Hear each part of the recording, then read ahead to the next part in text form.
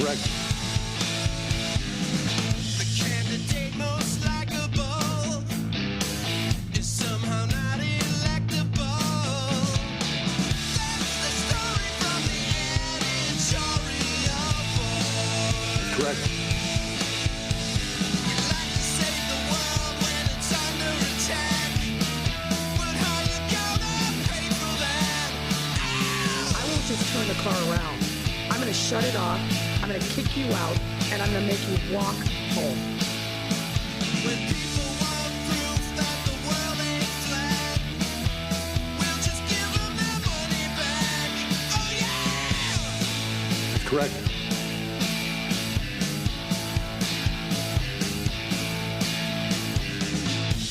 We heard what you wanna do. Now we'll tell you what's best for you. That's the story from the editorial board. A little tip for the working man. Your employers are all our friends. That's the story from the editorial board. That's the story from the editorial board.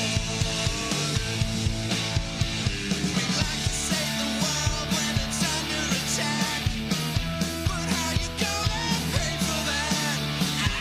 I don't want an answer. It's not something you ignore. I think you're 100% full of shit is what I think.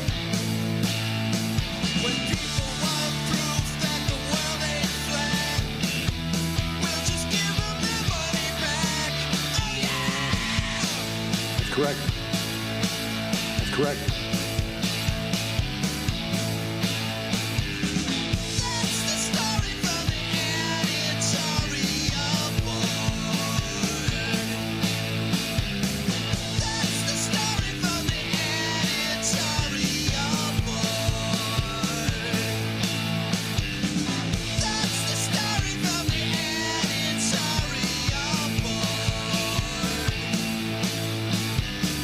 That's the story from the editorial board.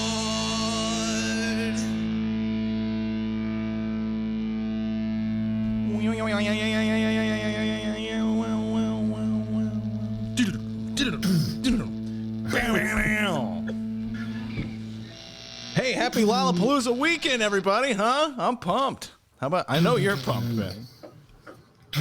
I'm still playing air guitar and Girardi. Holy Oh, cow. yeah. I knew that was coming. You're jamming a little too hard there. Okay. Oh, man. Come on. I'm like Michael Girardi. I play air guitar. Oh, wow, wow.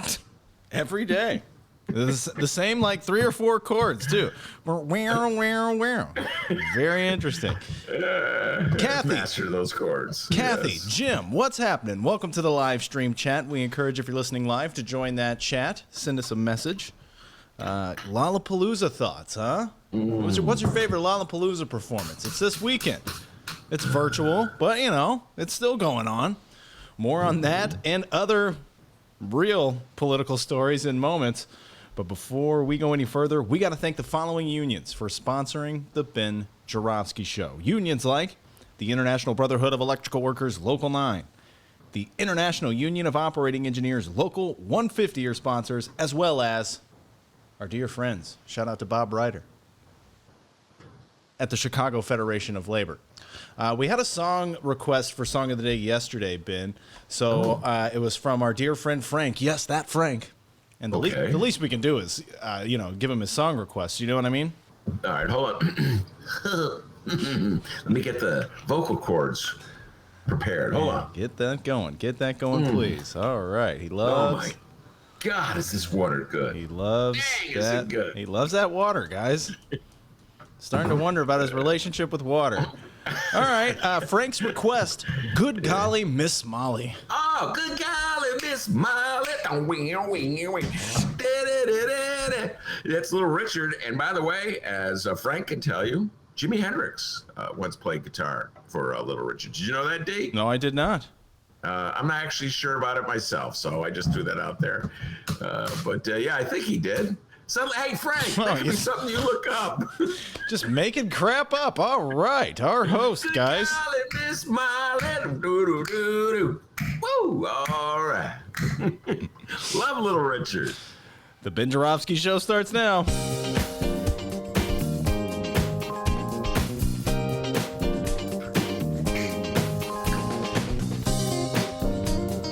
It is Thursday, July 30th.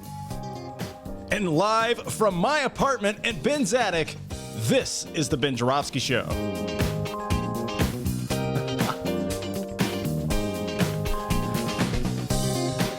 Today on the program, it's the return of election lawyer and foul mouth, if I must be honest, Adolfo Mondragon.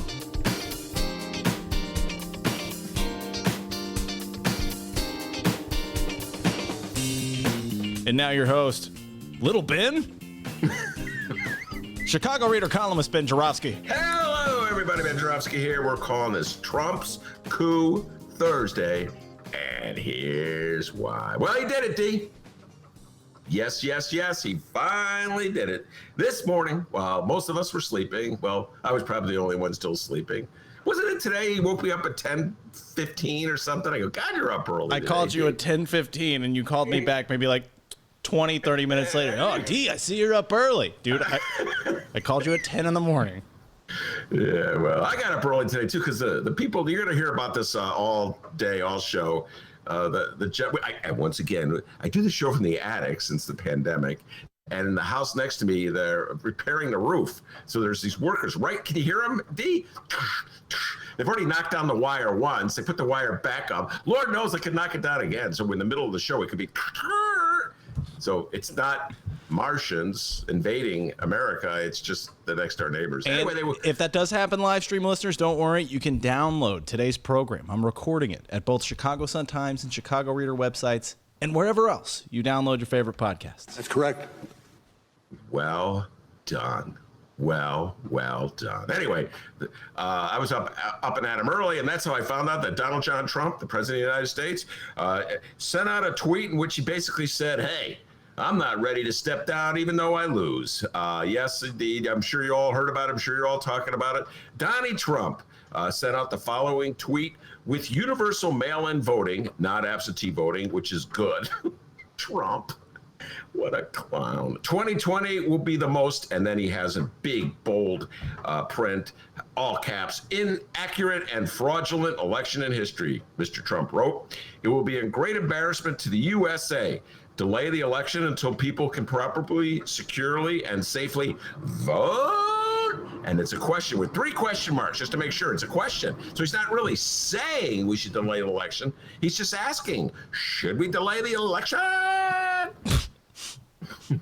Donald Trump, man, that's our president of the United States. Let me just point out, folks, he's trailing in virtually every single poll. I've not seen a nationwide poll that shows Trump anywhere near the lead. In fact, I think we would all agree, Republicans as well, that if it was a straight up fair election, if it was a contest played out like a football game, a baseball game, a basketball game, any kind of contest, which is what the rules are. If one team scores more than another, they win. If it was that kind of contest, he would get clobbered. He lost the last one in 2016. He would probably lose this one by even more. But as everybody has learned in the United States of America, we have this cockamamie system called the Electoral College, so you can win even if you lose. It's happened twice in this century with the Republicans, and the Democrats are so clueless, they've never done anything to change it.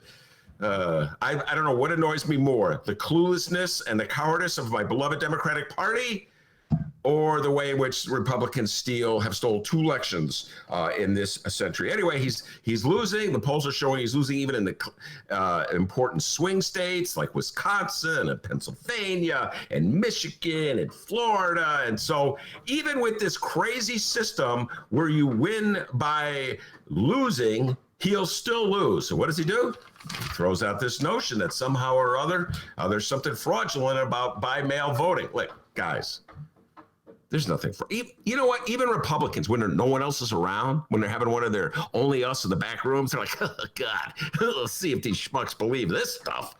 I mean, even they know it's. In fact, the only people that I know of that have, and Frank, you could back me up on this, the only people who've been convicted of vote fraud in the last year or so are Republicans. So if there is going to be cheating, it'll probably be Republicans. Let's face it, folks. You know as well as I do that when it comes to cheating, the Republicans are way ahead of the Democrats. Democrats are like, whoa, I hadn't thought of that. No collusion. Yeah, no. Republicans will do anything to win an election, and Democrats will do anything to be nice. Let's be nice. Can we be nice? Okay. Anyway, Donald Trump is just putting it out there already ginning things up, already coming up with an excuse when he gets whooped. So now the excuse is somehow there's this great fraudulent scheme. Voter by mail is not to be trusted. He won even though he lost.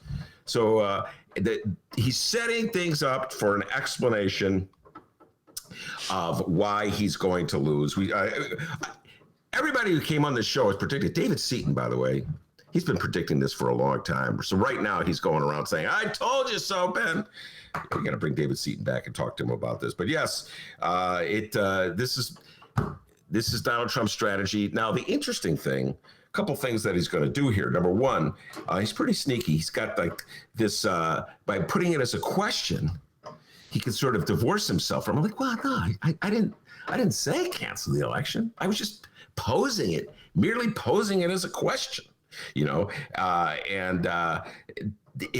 but when he poses stuff as a question, what he does is like feed these talking points to MAGA hat America, which just gobbles them up like it's their M&Ms and starts repeating them. And that's sort of how, folks, if you think about it, why we're in the middle of a coronavirus, and like 2/3 of Americans believe that masks are important and help block the spread of the disease, and 1/3 thinks it's like some kind of infringement on their liberties to have to wear a mask. That's why, like as Dennis pointed out, half the state of Illinois, at least geographically, has got signs that say Pritzker sucks because they're so mad at Pritzker for trying to make them wear a mask. So that's where we are in America right now, and Donald Trump kind of just feeds that.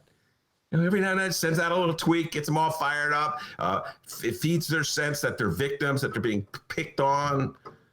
And somehow or other, that even though they lost the last election and got to win, they're the victims in the game. So that's what he's doing. He's just sort of throwing that suggestion out there. Very clever, Donald Trump. I didn't say he wasn't clever. The good news so far is that Republicans are not falling in line. I noted in the first articles I saw, Marco Rubio, even Ted Cruz, like, well, I don't know about this fraudulent thing. Remember, the Ted Cruz impression, you hold your nose and you... Oh, I don't know about... Hold on, let me get the exact quote and I'll do it. Hold on, I got to call it up. Stall for time, D. Talk about... Absolutely. Hey, whoever's hammering, stop it! Can you hear it? Yeah, a little bit. Yeah. Don't they know we're trying to record, a masterpiece here? Hold on. I haven't done this in a while. Hold on one second. He's about to go out the window. Hey, knock it off. How about that, D? Haven't done that one in a while. All right, close it. The brown light's coming by. Yeah, I know. I had to close it. Wait, where is it? All the hoops and obstacles we have to go through on this program since the pandemic. Wait, I thought I had a Teddy Cruz. Oh, here's your boy Rick Santorum said, I'm on a golf course. Hey, that's what his. How'd you know that? I've been keeping that to myself. Oh my God, what a coward. I'm on a golf course. I'm too busy. Anyway, Ted Cruz said something like, it's a little too early to say if we should do that. It sounded just like him. Yeah. Hi, I'm Ted Cruz. Oh my God, Adolfo's got a lot to talk about Ted Cruz. Anyway, so the good news right now for the moment is that many of the Republican leaders in the Senate, at the very least, are holding back at joining Trump in this crusade. But the bad news, if we're depending on Republicans to defend our democracy from Donald John Trump, well, to quote Joe Higgins, we're in a heap of trouble. We got a great show today, everybody. Adolfo Mondragon will be here, the election lawyer from the Southwest side. And D, what's the over-under on Adolfo dropping an F-bomb? What do you think? I say first 30 seconds. He's MFing somebody. He's fired up, man. I talked to him earlier today for about a half an hour. It's supposed to be just like, Adolfo, coming on. We're talking about Trump. And then we ended up talking for a half an hour. He's all fired up talking Trump. And what Trump's up to. He's a big Bernie supporter. Let's see if he's warming up to Joey Biden. I know he's going to vote for Biden, but let's see if he's warming up. Adolfo's a huge Bernie Sanders supporter. And also, he's going to be talking about the Goya boycott. He's got a lot of thoughts on that.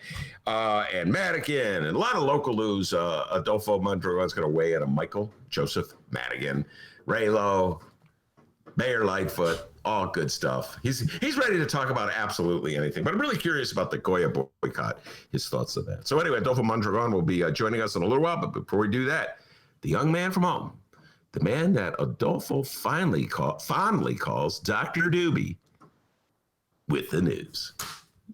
I'm not a doctor. All right, everybody. Yes, today's show featuring Bob Vila, apparently, working on a house in the background. Shout out to Dragon Slayer 19 on the live stream chat. He says, SMH, been attacking union workers on the job. No, hold on. Yeah. I don't know if they are union workers. Let me look. They're not working on my house. Although something happened. I called D in a panic earlier today. D, can we break the fourth wall again? I mean, sure. Are we gonna break the fourth wall again? Yeah, I think so. So I was taking a shower, scribba-dub-dub, 3 men in a tub, and I walked out. You're taking a shower with 2 other people? Yeah, we're saving water. And so I walk out, and what do I see? Some stranger on a ladder I'm working on my house. I'm like, what the beep? So it turns out that the workers next door, okay, that would be next door, I didn't hire them, were throwing shingles off the roof, and they knocked some wire down. I was very concerned that it was the wire that hooks us up to the internet, but no. I called Dennis up. Dennis, can you hear me? We did a test before the show, and it all that was rare, out, by the way. Anything before the show, a test, anything like that. That was very rare. We did that. I know. I called Dennis. He was really mad at me. He goes, dude, man, I told you, never interrupt me when I'm smoking a doobie, okay? No, he didn't. What, man? He couldn't have been nicer. Couldn't have been nicer when I called in a panic. Dennis, oh my God. I'm always so cool and calm. Oh my God, D, what are we gonna do? For the love of God, sometimes, please, can we come back to your studio? Yeah, man. Anyway, so a little knocking. Hold on. That's the guy knocking. Go ahead, D. All right, let's find out what's happening in Chicago and/or Illinois this afternoon. First up, Illinois Governor J.B. Pritzker.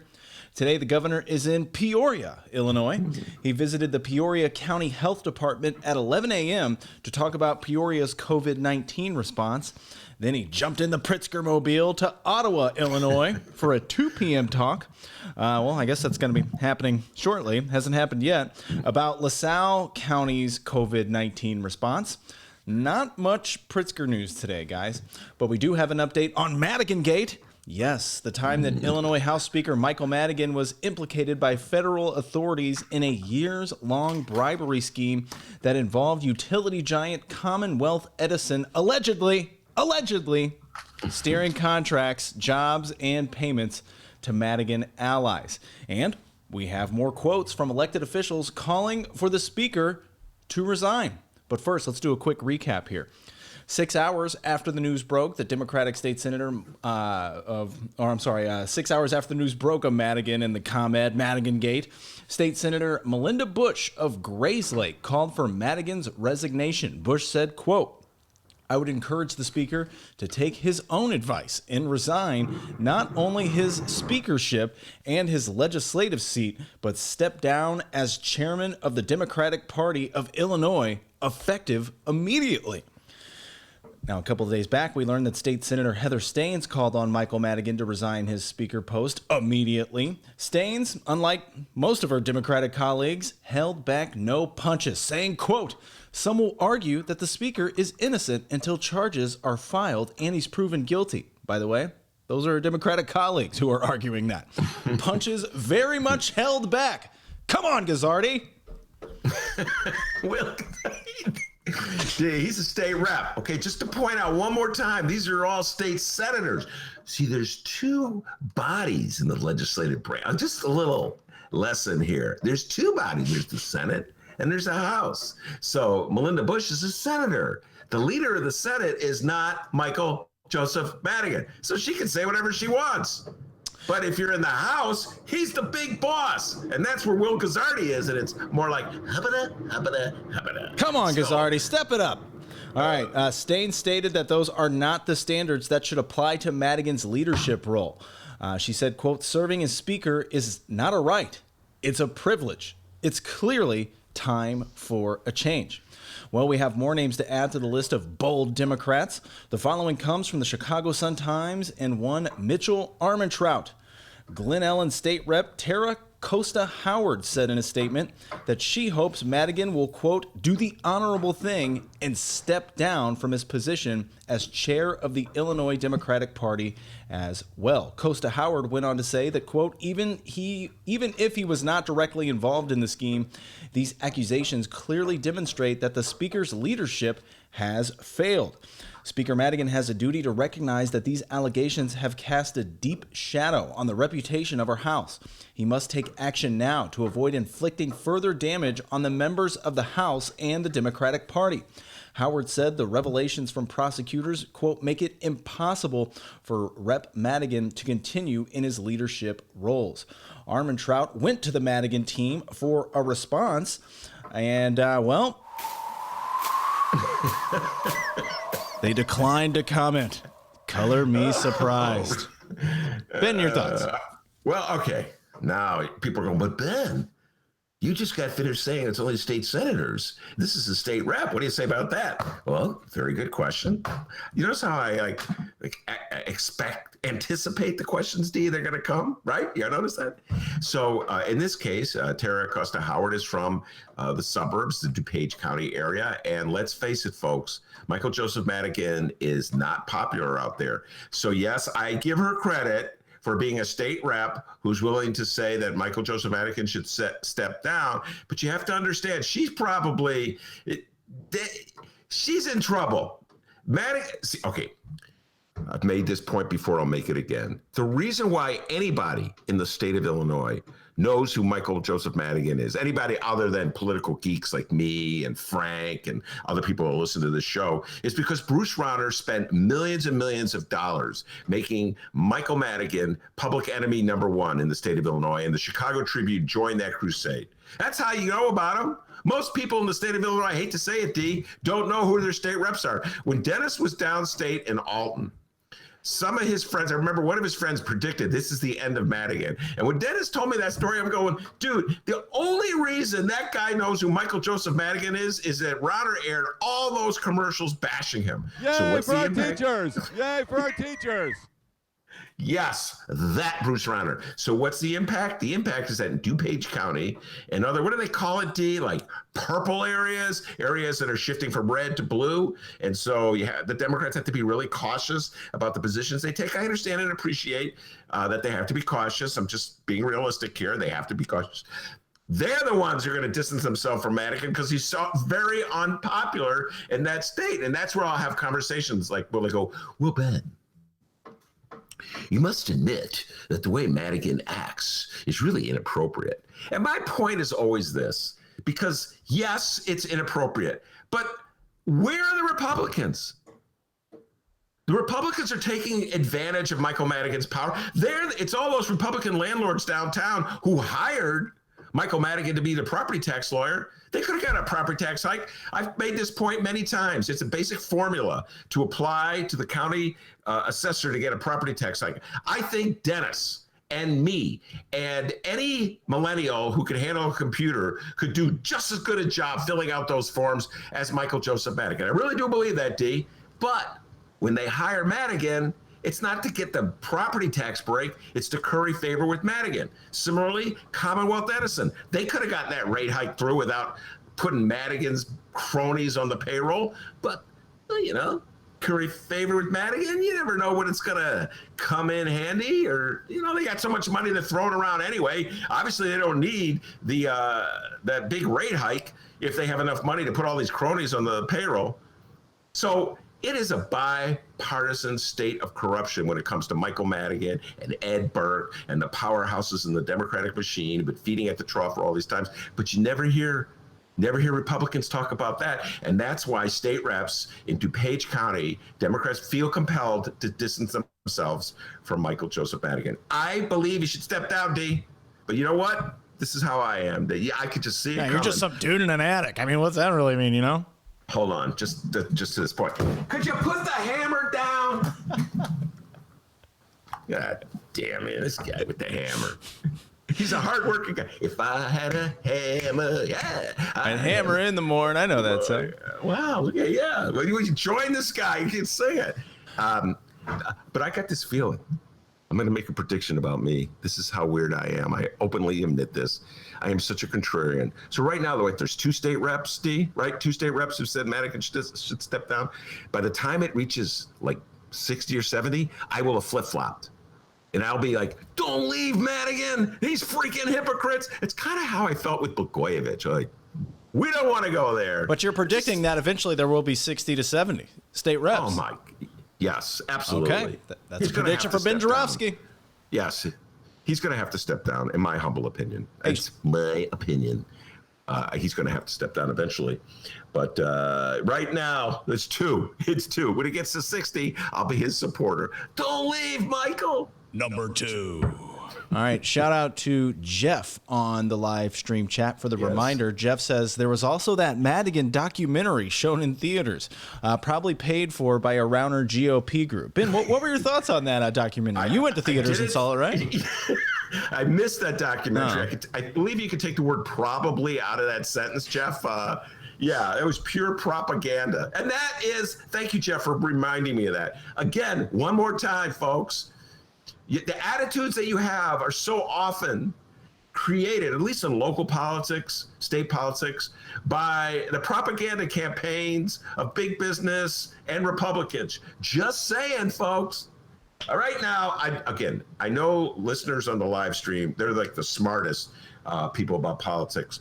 But in general, D, most people couldn't tell you who their state rep was. And most people couldn't tell you who the House Speaker is. And right now, most people in the state of Illinois cannot tell you who the president of the Senate is. Why? Because the Republicans haven't spent millions and millions of dollars vilifying that person.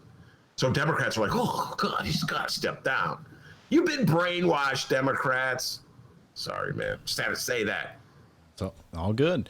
Now, as I was preparing for today's program, Capital Fax's Rich Miller dropped this one on his website. According to a press release, Democratic State Senator Iris Martinez has now called for Mike Madigan to resign.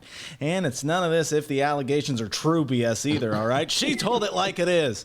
Martinez said, quote, I applaud the women who are calling for new leadership for the Democratic Party of Illinois.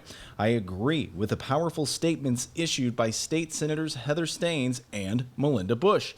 The time for change is now. Defeating Donald Trump is a priority matter for all Democrats. Every day that Madigan remains chairman of DPI is another day we are focused on Madigan's controversies instead of our critical electoral contests. I'm asking my fellow DPI members to come together, call for Madigan's resignation, and hold a special meeting to elect a new leader. Our party and our state deserve better. Well, I'll tell you this.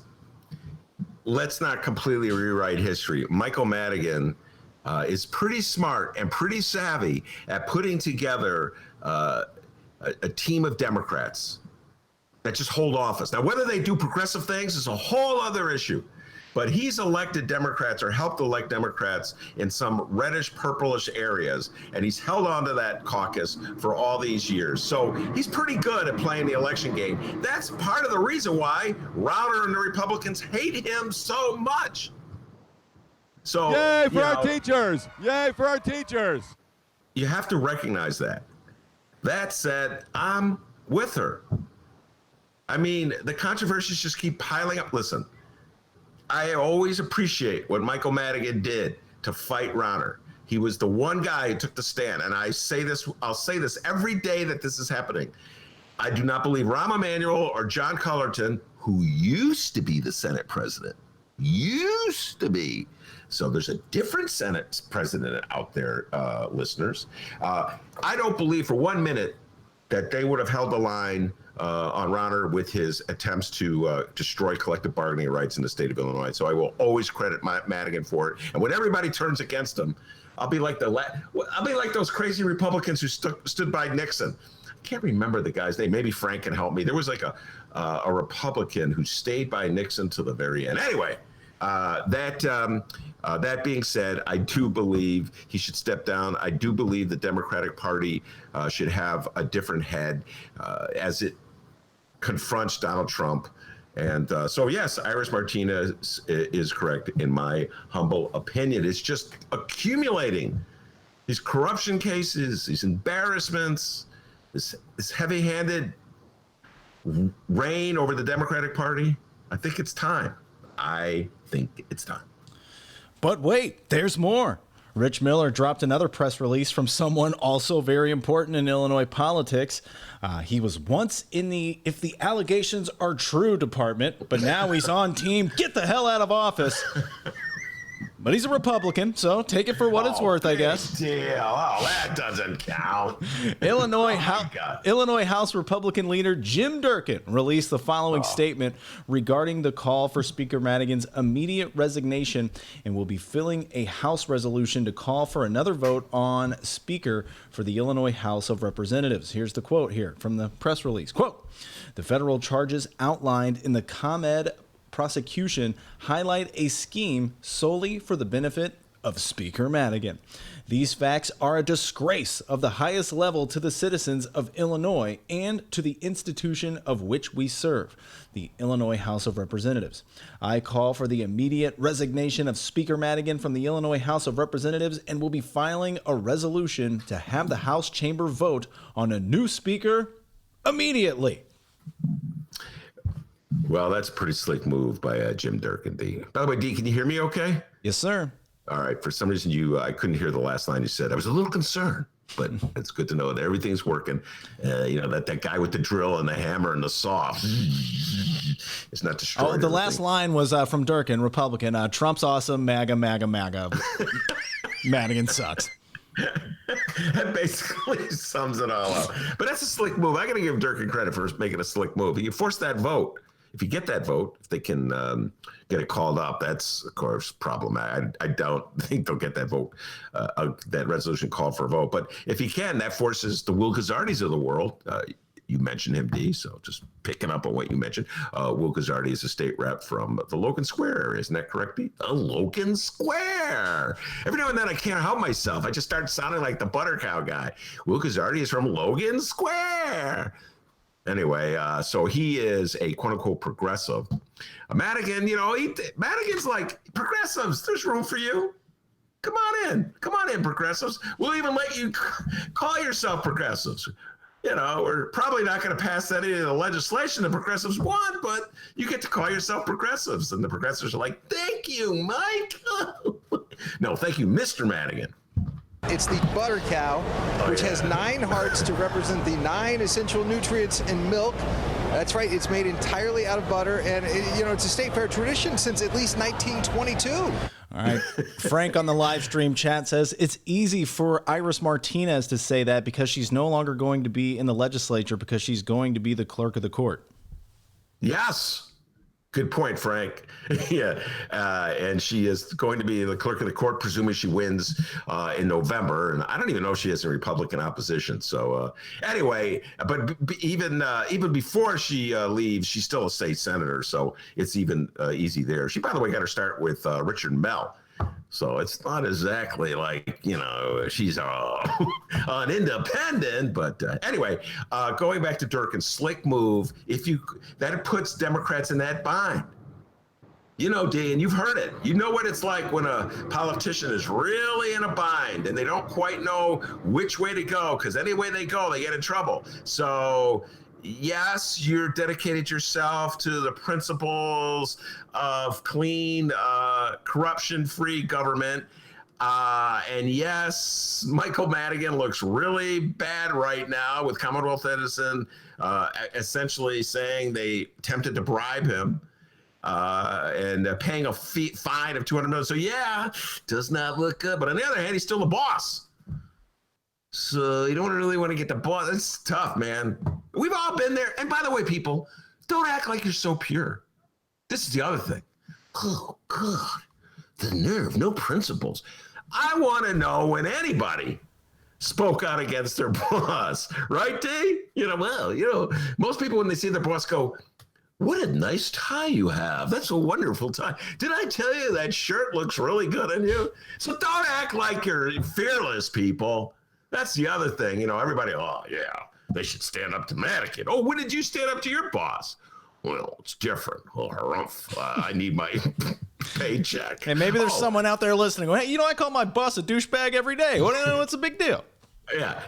What? Will Guzzardi doesn't need his paycheck? Huh? He doesn't have bills to pay? Huh? He has some phone bill to pay? Huh? Will Guzzardi doesn't? So, it's like not that. People act like it's so easy.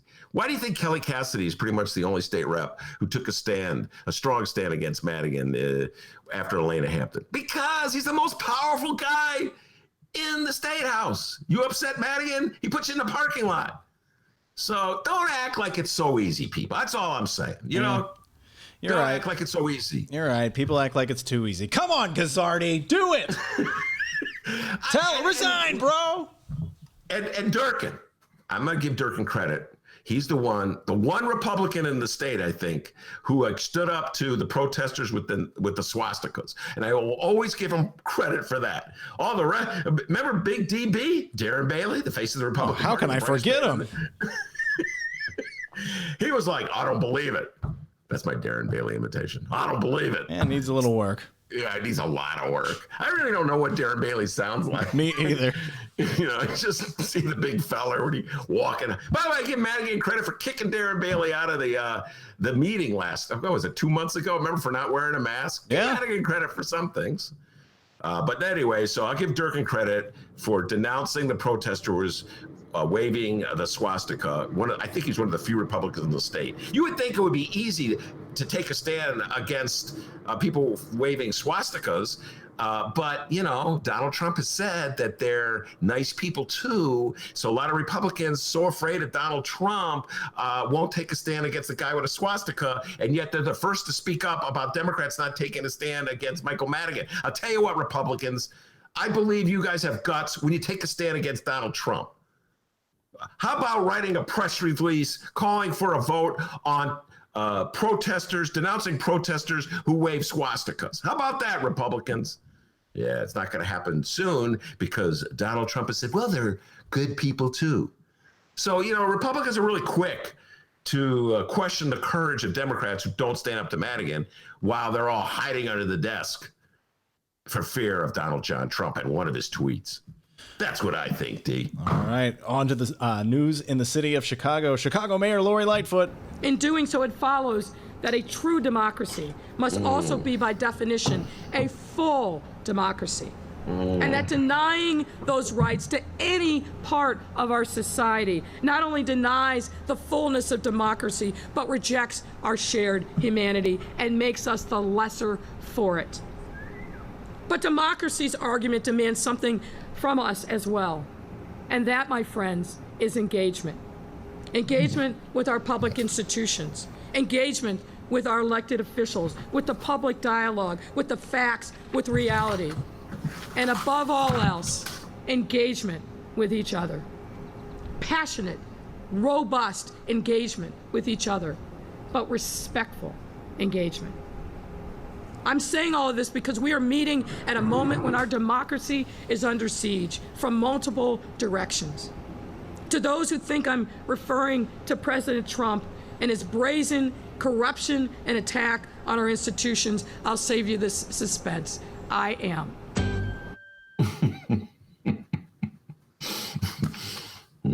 Today, Mayor Lightfoot is at City Hall. She is actually there as we speak, Ben. She's there to help launch the city's Your Home is Someone's Workplace campaign to support domestic workers. Now, Ben, anything you'd like to say there about that clip we just played? I know before the show, boy, you just wouldn't stop talking about it. Yeah, well, I read the article in today's Sun-Times. France Spielman wrote the article. It was home delivered, as always, my beloved newspaper. And I read the article, And we played the clip yesterday. We were emphasizing the shot she took at Donald Trump. And there was also a part of the article where she said, let me get the paper out, D. Hold on. Let me get the paper. Please do. We need more background noises here. Get that paper out and shake it around. Got a guy hammering, Vin's air conditioner, all kinds of stuff. The brown line, bring it.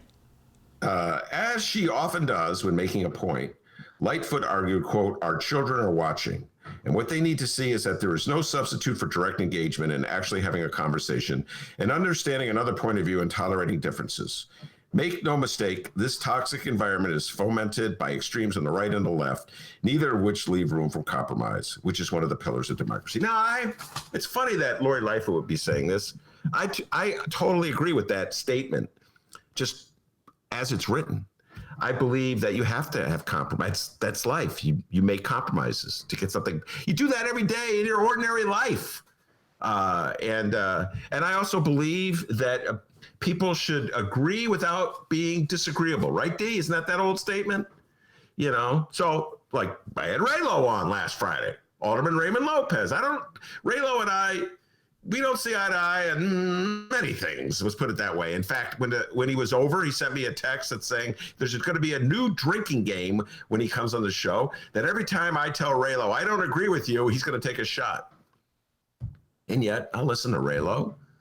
You know, I'll give him an opportunity to speak his mind. I think you have to learn how to have a disagreement without having a fight. And I'm not seeing that from Mayor Lori Lightfoot. I'm just putting that out there, Mayor Lightfoot. You stated that, you stipulated that in this speech, yet I don't see it. You get so upset with people who disagree with you, and you seem to hold it against them, like Raylo, Alderman Raymond Lopez. Who else out there? Like, Stacey Davis Gates and the Chicago Teachers Union. You know, and that little line about the left and the right. See, I have a hard time with this, and this is because I'm a lefty. But whenever I see, like, people on the left grouped with people on the far right, I have trouble with that because I think it's a false equivalency. I don't believe that when Stacey Davis Gates and Carlos Ramirez Rosa and other lefties in the city of Chicago call for something like more funding for mental health services and diverting money from, let's say, police budgets to mental health services, I don't believe it's the same thing as someone on the right, like Donald John Trump, saying Nazis are nice people too. I think that's a false equivalency. And so when the mayor antagonizes the left in Chicago over issues of substance, like how we divide up the pie, and when she antagonizes people on the right over things like how the right gives sanction to Nazis, I don't think they're equivalent. I think one is a legitimate dispute between Democrats that should be ironed out respectfully, and the other is an absolute that all good people should take a stand on. And that's why, again, I'll go back to Durkin. I give him credit for taking a stand against a person waving a swastika at a protest. I think that would be the bare minimum you could expect from a Republican. I'm a little disappointed that it's apparently only Durkin who's willing to take that stand, but I give him credit for doing that. So I don't think it's fair for Lori Lightfoot to sort of equate the left, in this case, people like me, with the right, which is people like Donald Trump. So just, D, when I saw that in the paper today, I know I called you up. I called you up to talk about, oh my God, the wire is down, quick, there's a guy on the, but I also called to go, can you believe this? So I'm just saying, Lori Lightfoot, you know what? I don't know. Why don't you call Raylo up and say, hey, Raylo, let's go have a drink, socially distanced. Or why don't you reach out to Stacey Davis Gates? It won't kill you. You know, it's like, okay, I'll say it again. They went overboard in their love for Tony Preckwinkle in the campaign. They propped Tony Preckwinkle up way too much. They hit you really hard, way too hard. But come on, can we get over it? Right? Yeah. You had the dispute over the teacher strike. Can't we get over it? Isn't that what you said? What does he say, D? No substitute for direct engagement and actually having a conversation. So get on the horn and call Stacey Davis Gates. Hold on, I'll do it for you. Stacy? Sorry, just kidding. Oh, Just kidding. I thought you were really calling someone there. That noise sounded just like a phone. No, but seriously, Mayor, call up Raylo. See how that goes. I want an answer. It's not something you ignore. I think you're 100% full of shit, is what I think. If you think we No offense, fuck you then. Who are you to tell me I'm full of shit? All right, guys. All right, just come on. Separate corners. Proves my point. See how that goes, though. Call them up. All right, now today we welcome back two summer favorites to the city of Chicago, one of which our host hasn't stopped talking about all week long. My God, he loves it. Lollapalooza has returned. People, if you could only hear Ben Joravsky off the mic. My God. Man, D, I can't wait for Lolla. I'm sleeping, dude. It's like 1 in the morning. Oh, yes.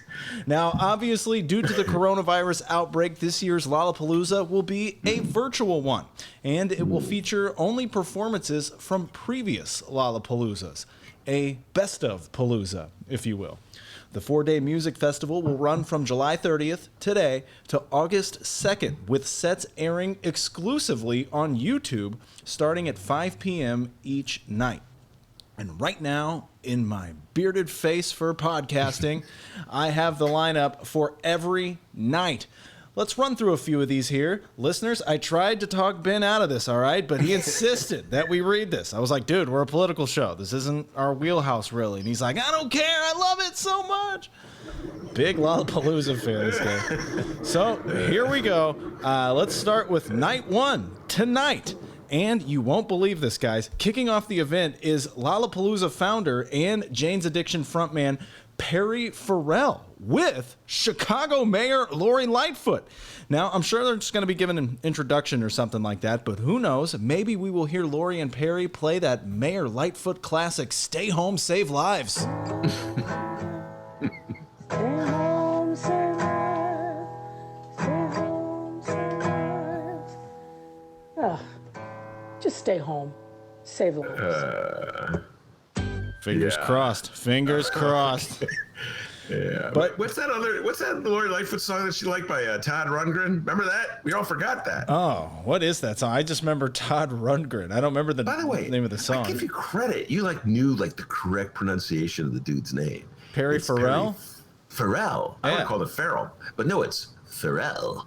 I believe. He's Maybe it is Farrell. Jane's Addiction. Perry Farrell? Jane's Addiction. What's your favorite Jane's Addiction song, D? I've been caught stealing once when I was 5. You know what I'm talking about? That's not my favorite. See, like My you favorite know. is. I love it when they do. Do you know the way to San Jose? I'm going back. But The original bass player for Perry Farrell and that band Jane's Addiction, Flea from the Red Hot Chili Peppers. I did not know that. Well, you learn something new every day, buddy. His name is really Flea? Yeah. His mother named him Flea? Oh, I mean, I don't think I it's... think I'm going to name you Flea. Oh, okay. Thanks, Mom. It's like a right. boy named Sue.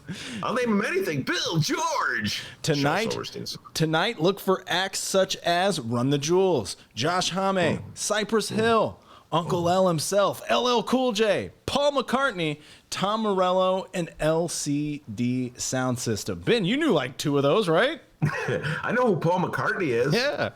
And Tom Let it Morello. be.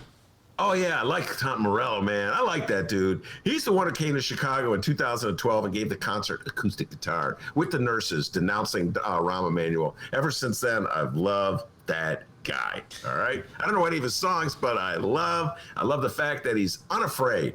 And so a lot of love for him.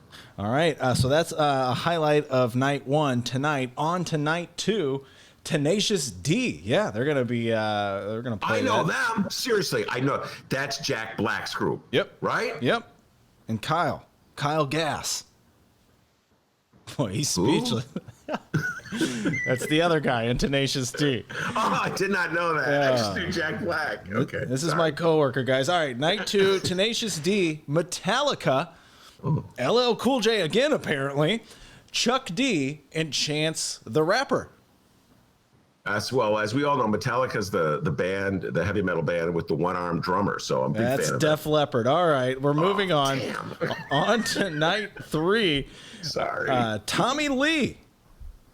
Tommy Lee. He used to be married to Pamela Anderson. Oh, yeah. I saw the roast.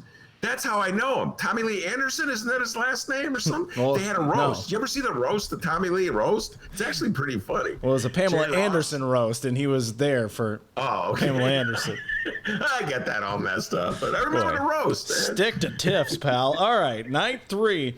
Tommy Lee, Jane's Addiction, LL Cool J, third night in a row, Outkast, Vic Mensa, and Pearl Jam. Vic Mensa, I know because he went to Whitney Young High School. I mean, I don't know him, but I know that he's from Chicago. And I believe he went to Little Lincoln Elementary School in the north side of Chicago. How about that for knowing that, D? Way to go. And he did a 16 shots, I think. Did a song, a protest song. Yeah, so yeah. Give me credit for knowing that stuff. Laquan McDonald song, 16 shots here. All right, and the final night, night 4, we got the Yeah, Yeah, Yeahs.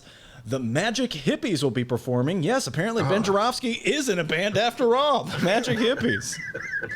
I love the Magic Hippies. Love the Magic Hippies. LL Cool J, again, 4 nights in a row, but this time with Mayor Lightfoot. So I'd imagine there would be some cheesy LL jokes. So Lori Lightfoot, LL Cool J. And finally, I'm sure every hipster in their mid-30s in Logan Square will be watching this one, The Arcade Fire. Never heard of them, D. I have to tell you. Are you a fan? No, not at all. I've heard them, okay. not so much. But I'm surprised. I'm so surprised you've never heard of them. I've never heard of Arcade Fire. Sorry, guys. So there you are, this weekend's virtual Lollapalooza lineup streaming on YouTube starting at 5 p.m. tonight. Look for our host, Ben Joravsky, in the crowd waving a lighter with his Arctic Monkeys t-shirt. All right, so man. that was one summer return, Lollapalooza. The other, those stupid scooters. Yes. Oh, no. City officials on Thursday announced the 3 e-scooter companies that will participate in the second pilot program set to launch on August 12th. These, Ben, please hold your excitement. The companies are Bird, Lime, and Spin. No. Bird, Lime, and Spin. There were 7. Oh, go ahead. Oh, I thought it was social distancing. We're not doing the scooters, right, D? I mean, most people who are on those scooters don't know what the hell they're doing. I hate to break it. I know I sound like the proverbial old man. Get off my lawn. But Dennis and I, back in the old days when we were at the Sun-Times building in the West Loop, would walk out after a hard day of work putting this show together, and all of a sudden some doofus in a scooter, look out, this guy, like, what, why are you doing this? Okay, you can't ride that thing. Right, and it's so crazy. No helmet, just jumping on the thing, getting in traffic with cars. Like, okay, good luck, I guess. Yeah, they're like, let's bring that back. And we got the pandemic going on. Everybody's sharing scooters. All right, cool. Yeah, there you go. Great idea. I was hoping that they would use the pandemic as an excuse to get rid of. Let's just use it as an excuse. Nope, I'm gonna bring it back. This is like Chicago's attitude about like how we could be a hip city. We're gonna be really hip and cool with our scooters. Meanwhile, half our city is broke. Meanwhile, like we can't afford mental health clinics, but we'll put those scooters out there, and everybody in Logan Square and Wicker Park will be like, "Oh, such a cool city. I love Chicago in the summer." Oh God! That was a new voice that you're doing there. It's like my Logan Square hipster meets the girl in Schitt's Creek. Hey, David. So I don't know. I was hoping they would use it as an excuse. I know I sound like an old man. I admit it. I sound like the old guy in Dennis the Menace, which Mr. Wilson. Yes. How did you know that? How did you know? Like the oldest millennial in the world, folks. I found the oldest millennial in the world. As soon as I said like the old guy in Dennis the Menace, I thought, oh, nobody's gonna know that. But he's always I know I sound like that, but I think 50% of the hipsters in Chicago agree with me. Those scooters are freaking dangerous. And in waste of so time. many ways now that there's a pandemic going on. Like, guys, but anyway, by the way, listeners, don't worry. Actual news coming up. Just hang tight, all right? Don't stop listening. Let's see here. It says here the upcoming pilot will include up to 9,999 scooters across the city. 3,333 scooters per company. Here's a press release from Mayor Lightfoot. It said, quote, the selected companies demonstrated in their applications the ability to meet Chicago's strict operational safety and equity guidelines. So, yeah, right. If she's clearly never seen 90% of the people who ride these scooters don't know what they're doing. All right, D, what else you got there? The boundaries in which the scooters will be able to operate have been expanded and will include nearly all parts of Chicago except the Lakefront Trail. No congregating. Yeah, the Lakefront Trail. It's okay if you congregate everywhere else, but not on the lakefront. What a city. The 606 Trail in the city's central business district, which includes the Loop and other portions of the downtown area. All right. Scooter Gate. And shout out to Claire on the live stream chat. Yeah, I went a little hard in the paint there on Arcade Fire and Logan Square. My apologies. All right, and finally, let's end it out with some actual news. And Ben, I'm just going to pass you the ball on this one. Sneed got the exclusive again. Damn you, Sneed. Yeah, Can you share a little bit, Sneed? We'd like an exclusive as well, but Michael Sneed got an exclusive interview with former Chicago Bears coach Mike Ditka. Ben. Yeah. Oh, my goodness. I forgot about this. Yeah. All right. So just to help people out, Michael Sneed is a legendary Chicago columnist. She's kind of in semi-retirement for the Chicago Sun-Times. I think she writes maybe I don't know, once a week, if that, on Sundays. Anyway, every now and then she gets an exclusive, which always kind of, we always laugh about, because we never get any exclusives. Never. So even in retirement needs beating us to the punch. I remember she got Pat Quinn. Yeah, Governor Quinn calling you out. He used to come on my show all the time and talk about this, that, the other thing. No, you called him out to his face. He came on our show the next day, and you told him, like, hey, man, why didn't you give us the scoop? Oh, did I say that? Yeah. It sounds like something else. Hey, man, why didn't you give up? And then he was like, sign my petition. He gave her the exclusive when he ran for, announced he was running for Attorney General. Michael Keller Ditka, doubling down on criticisms of kneeling athletes and support for Trump. And I'm just going to have to explain. Many of listeners probably don't even remember Mike Ditka used to be the coach of the Bears. And my attitude about Mike Ditka is this. He was a great, great, great football player. And I have total respect for Mike Ditka as a football player. He was a tight end for the Chicago Bears in the 1960s. I believe he also played for the Dallas Cowboys. He was a mediocre coach. Folks in Chicago, let's just be honest. Michael Keller Ditka, he prides himself on being honest. Let's just tell it like it is. He inherited a great team. They won one Super Bowl, and then they underachieved. From that point on, he took a stand against his own players. When he took a stand against the union in the strike in 1987, or was it 86, I want to say, one of those years. And as a result, the team fell apart. He put himself ahead of the team. So Chicago Bear fans are in such denial about Mike Ditka. They have this love and reverence, particularly older Chicago Bear fans. I'm talking about like 55 and above. They have this love and reverence for Michael Ditka because of that Super Bowl in 1985. And let's be real, Chicago Bear fans, Buddy Ryan was a true genius, coaching genius on that football team. But anyway, I got to give Ditka credit about this. He took advantage of the prominence that his position as coach of that team gave him, and he made a fortune as a pitchman. He advertises absolutely everything. And this is the part that gets to me as the host of a political talk show. He was given unprecedented leeway for the last 30 years or so to say whatever popped into his mind politically, and he's far right.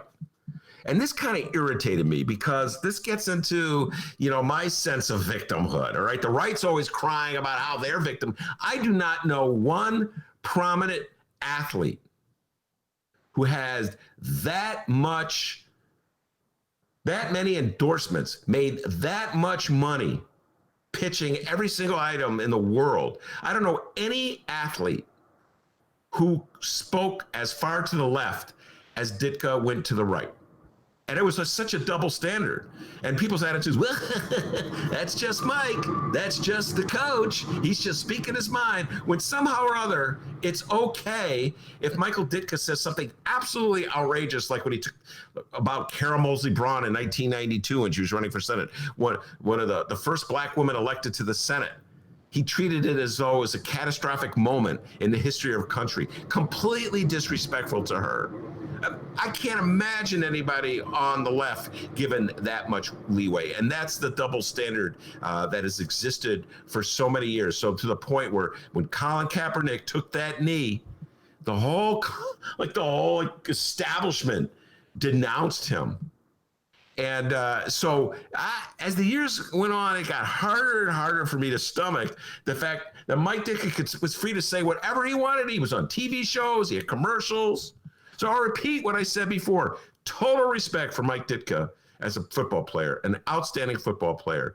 But I do believe the prominence he achieved as a pitch man and the money that he made as a pitch man just shows the double standards that exist in this country when it comes to left and right. And it's starting to change. You know, so now it's like Ditka, he doesn't do that many commercials or advertisements. I haven't seen him out there. So now when they interview him, it's sort of like, well, the old coach is still out there for Trump. I think he called Trump. Let me see. Let me make sure I get this right. I want to say he said he was the greatest president that he's ever seen. I think that's what he said, something like that. I can't find it in this particular article. And he described himself as just being an old-fashioned guy who was raised by a former U.S. Marine. He didn't know until he was 5 years old, and who was a dad who was tough but fair, like George Hallis. Man, I know a lot of lefties who were Marines. Tony O, who came on this show about a month ago. Not everybody who's a Marine is a right-winger. And I know a lot of guys who grew up working class, had tough parents. They're not all windbags for Trump. So I'm like, this notion, well, I had a tough childhood, that's why I'm from Trump. What? You know what's funny? The Republicans denounce AOC because she made the most obvious point in the world that there's a correlation between poverty and crime. Oh, you've disrespected all the poor people. That was their way of excusing themselves from doing absolutely anything to eradicate poverty. But then when it comes to Mike Ditka, well, you know, his father was a Marine. Well, so that's why he's going to support the most corrupt president we've had, a president who wakes up lying, a president who's been accused of rape, a president who defies congressional subpoenas, who defies the Supreme Court. That's why? Oh, because his father was. You're going to blame it on the father who was a Marine? Don't get me started on Michael Keller Ditka. But anyway, I guess Michael Keller Ditka is not going to be giving us scoops anytime soon, huh? Yeah, I was going to say, I kind of understand why we didn't get that scoop now. I'll just say this one more time. Great football player. He was a great, great football player. Mediocre coach. All right, let's go to the live stream chat here. Coming up in minutes, by the way, our good friend and resident foulmouth, Adolfo Mondragon, election lawyer. But we got to go to the live stream chat and talk here. Shout out to Frank. Frank says, my God, those scooters will be a cesspool. Oh, and also here, I think, you know, we got to find out once and for all here. Jay Marie says, Ben knows that there is such thing as reruns, right? When you're talking about Dennis the Menace. And then Frank said, I don't even think Ben has ever heard of a cartoon. And then we all went back to Scooby-Doo Gate, the time you never heard of Scooby-Doo. You saw the dog and goes, oh, man, there's a dog. Who's that? That's Scooby-Doo. You told me about it. I thought it was an ice cream. Remember that? Is that some kind of ice cream? Yeah. Pretty embarrassing, man. Damn, why did we reveal that? Should have a little too much information, D. And then Dragon Slayer 19 says, please tell me that Ben knows what Rocky and Bullwinkle is. Oh, no, I do know Rocky and Bullwinkle. Okay. Natasha. All right. Isn't there Natasha in there? A Russian spy? Come on. That's old cartoon stuff. All right, so we got one cartoon. Mighty Mouse. He knows what. Mighty Mouse. Have you ever seen Mighty Mouse? Yeah, I know Mighty Mouse. Here he comes to save the day. I know Mighty Mouse. Wow, how'd you know that? Oh, you know that because of Andy Kaufman. That's how you know that. No, I just know. I know things. Like cartoons. I know cartoons. No, but you know what? I have that prejudice, and I must stop doing it. And you know what? I'm going to call myself out. And my prejudice is that millennials don't know anything that took place before they were born. So I'm like, D, you know about Mighty Mouse? That's way before you were born. And you're like, I have TV, okay. Well, once again, like Jay Marie said, you know that there's a such thing as reruns, right? Valid point. So if I told you Sanford and Son, you know what that is? Oh, hell yeah. Okay.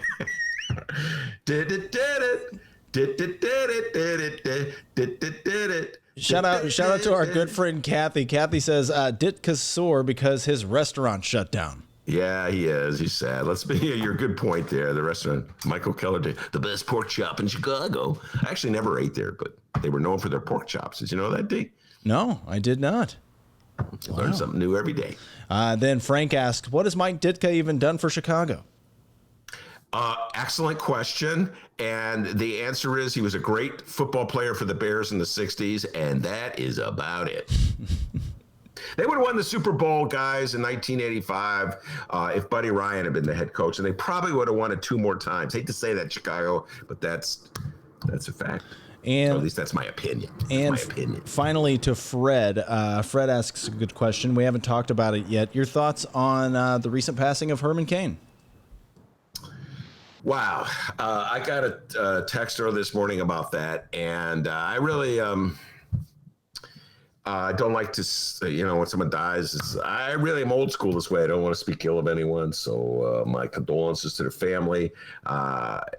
Politically speaking, I'm wondering how the Republicans are going to handle this. As everybody knows, Herman Cain was a prominent supporter of Donald Trump, and he was at the Tulsa rally.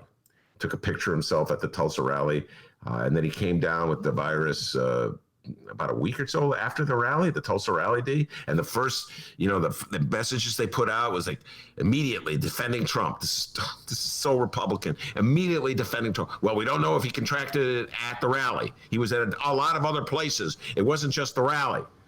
And so, yeah, my guess is that it's going to be, they're going to go overboard to try to distinguish where he possibly caught the virus. It wasn't the rally. Don't blame Donald Trump.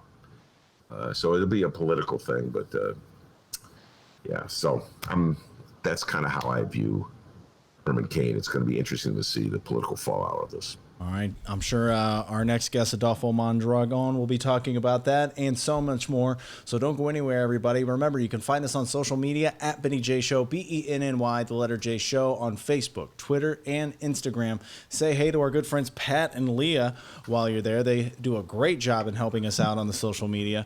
You can send us an email if you'd like, bennyjshow@gmail.com, and you can leave us a voicemail. And I won't make fun of 708 numbers, Dragon Slayer. He said, hey, I'd leave a voicemail, but Dennis is harsh on these 708 phone number people. You can leave us a voicemail, 708-658-4788. That number again, 708-658-4788. We would love to hear from you. People, after this song from Michael Girardi, the one, the only, Adolfo Mondragon will be with us. It's tax increment financing. You're listening to the Ben Joravsky Show. We are live from Ben's attic in my apartment. Don't go anywhere.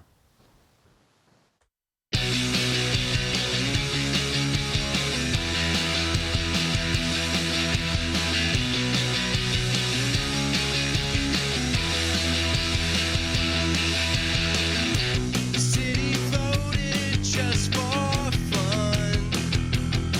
That's correct. The one we wanna boss.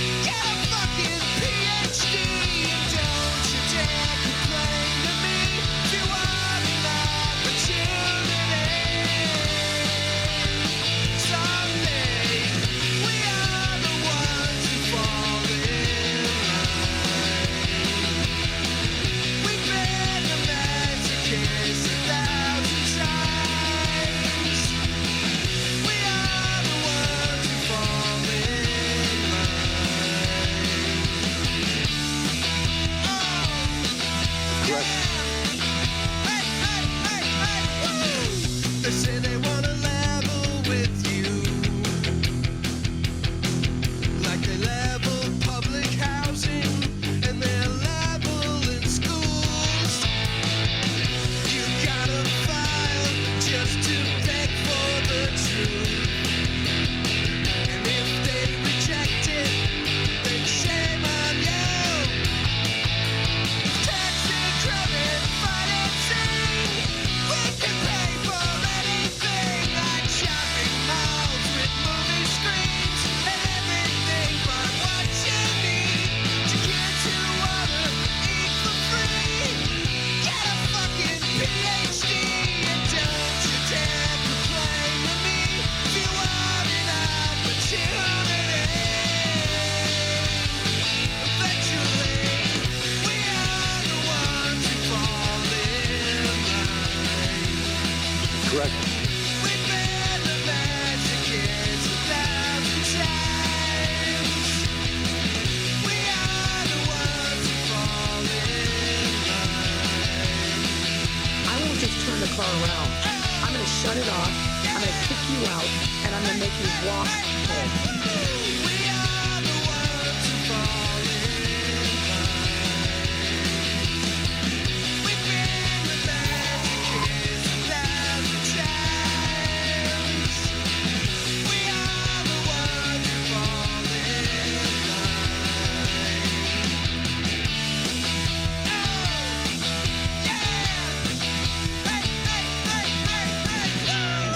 Read the Chicago Reader to get up to speed on what's what in Chicago.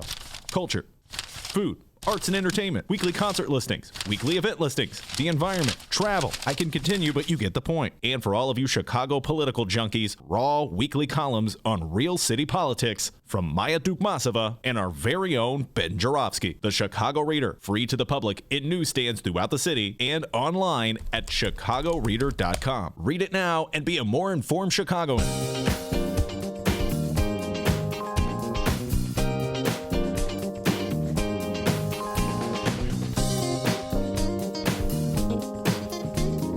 Welcome back to the Ben Joravsky Show. Live from my apartment in Ben's attic. The man, the myth, the legend, Adolfo El Dragon Mondragon, the pride and joy of Brighton Park, the pride and joy of the back of the yards, the pride and joy of the 15th Ward, the pride and joy of Curry High. The man went to Yale. Oh, he's going to mention that a few times. And he went to the University of Chicago Law School. He's no dope, ladies and gentlemen. Could you imagine me trying to get in? You know what? Adolfo, my SAT scores were so abysmal, okay? I think I'm living testimony, living proof that test scores do not automatically, well, I hope that I'm living proof of this, show, you know, everything you can do. Anyway, your test scores must have been pretty damn good because you got into Yale and you were in Chicago. That's my introduction for you. Welcome back to the show, young man. Thank you. That's really nice. Thanks. And just so everybody knows, I met Adolfo about, I want to say 10 years ago. I had briefly, with my dear friend Daddy D, we had a talk show at the University of Chicago, and Adolfo was after us, right? Wasn't that you were after us, correct? Oh my God. And right before me was Sergio Mims. So Sergio's a regular on this show. You're a regular on this show. So it's funny. People that I knew back in the day coming still. Right, when you fled your early days in radio. Yeah, mostly arguing about music with Daddy D. All right, we're not going to talk about the time that I thought a song that was in Japanese was in Spanish. Let's just not talk about that at the moment. All right, Adolfo. Maybe I deserve those low SAT scores. Okay, let's talk Trump. I got 4 things on my agenda to talk with you. I'm sure we'll go on to other issues as well on tangents, but definitely want to talk Trump and his talk of delaying the election. I want to talk the Goya boycott with you. Really love to get your thoughts on that. Talk about Michael Joseph Madigan and the predicament that many Democrats find themselves in. And then I want to talk about something in your backyard. Adolfo ran for alderman in the 15th Ward. Against Raylo, right? So you got some perspective on Raylo, who's on the show last week, and his squabble with Lori Lightfoot. So these are just some of the issues I want to talk to you about. And also, I got to tell everybody, Adolfo, huge Bernie Sanders supporter, was for Bernie long before it was fashionable. And even before I was for Bernie, Adolfo was for Bernie. So you were for Bernie like in 2015. And I was for AOC early on. Is that right? You knew about AOC early? Well, I remember seeing her her campaign video that she did on social media when she was like a nobody, and it went viral. And that one campaign video, like I could sense something really different about her, and I immediately sent some money. And the next thing you know, like a couple weeks later, it went viral, and she had all this money coming in from all over the United States, and that's what helped her win that election. Well, I've always said that Chicago, the difference between Chicago and New York, here we're on a tangent already, we weren't going to talk about this, but AOC got elected in New York, and I can't think of it. And I've said this to you many times, someone like you who was invited, nobody invited you to the party, so to speak, you know, would have done, I think, a lot better in New York. I think New Yorkers have a bit more of an open mind.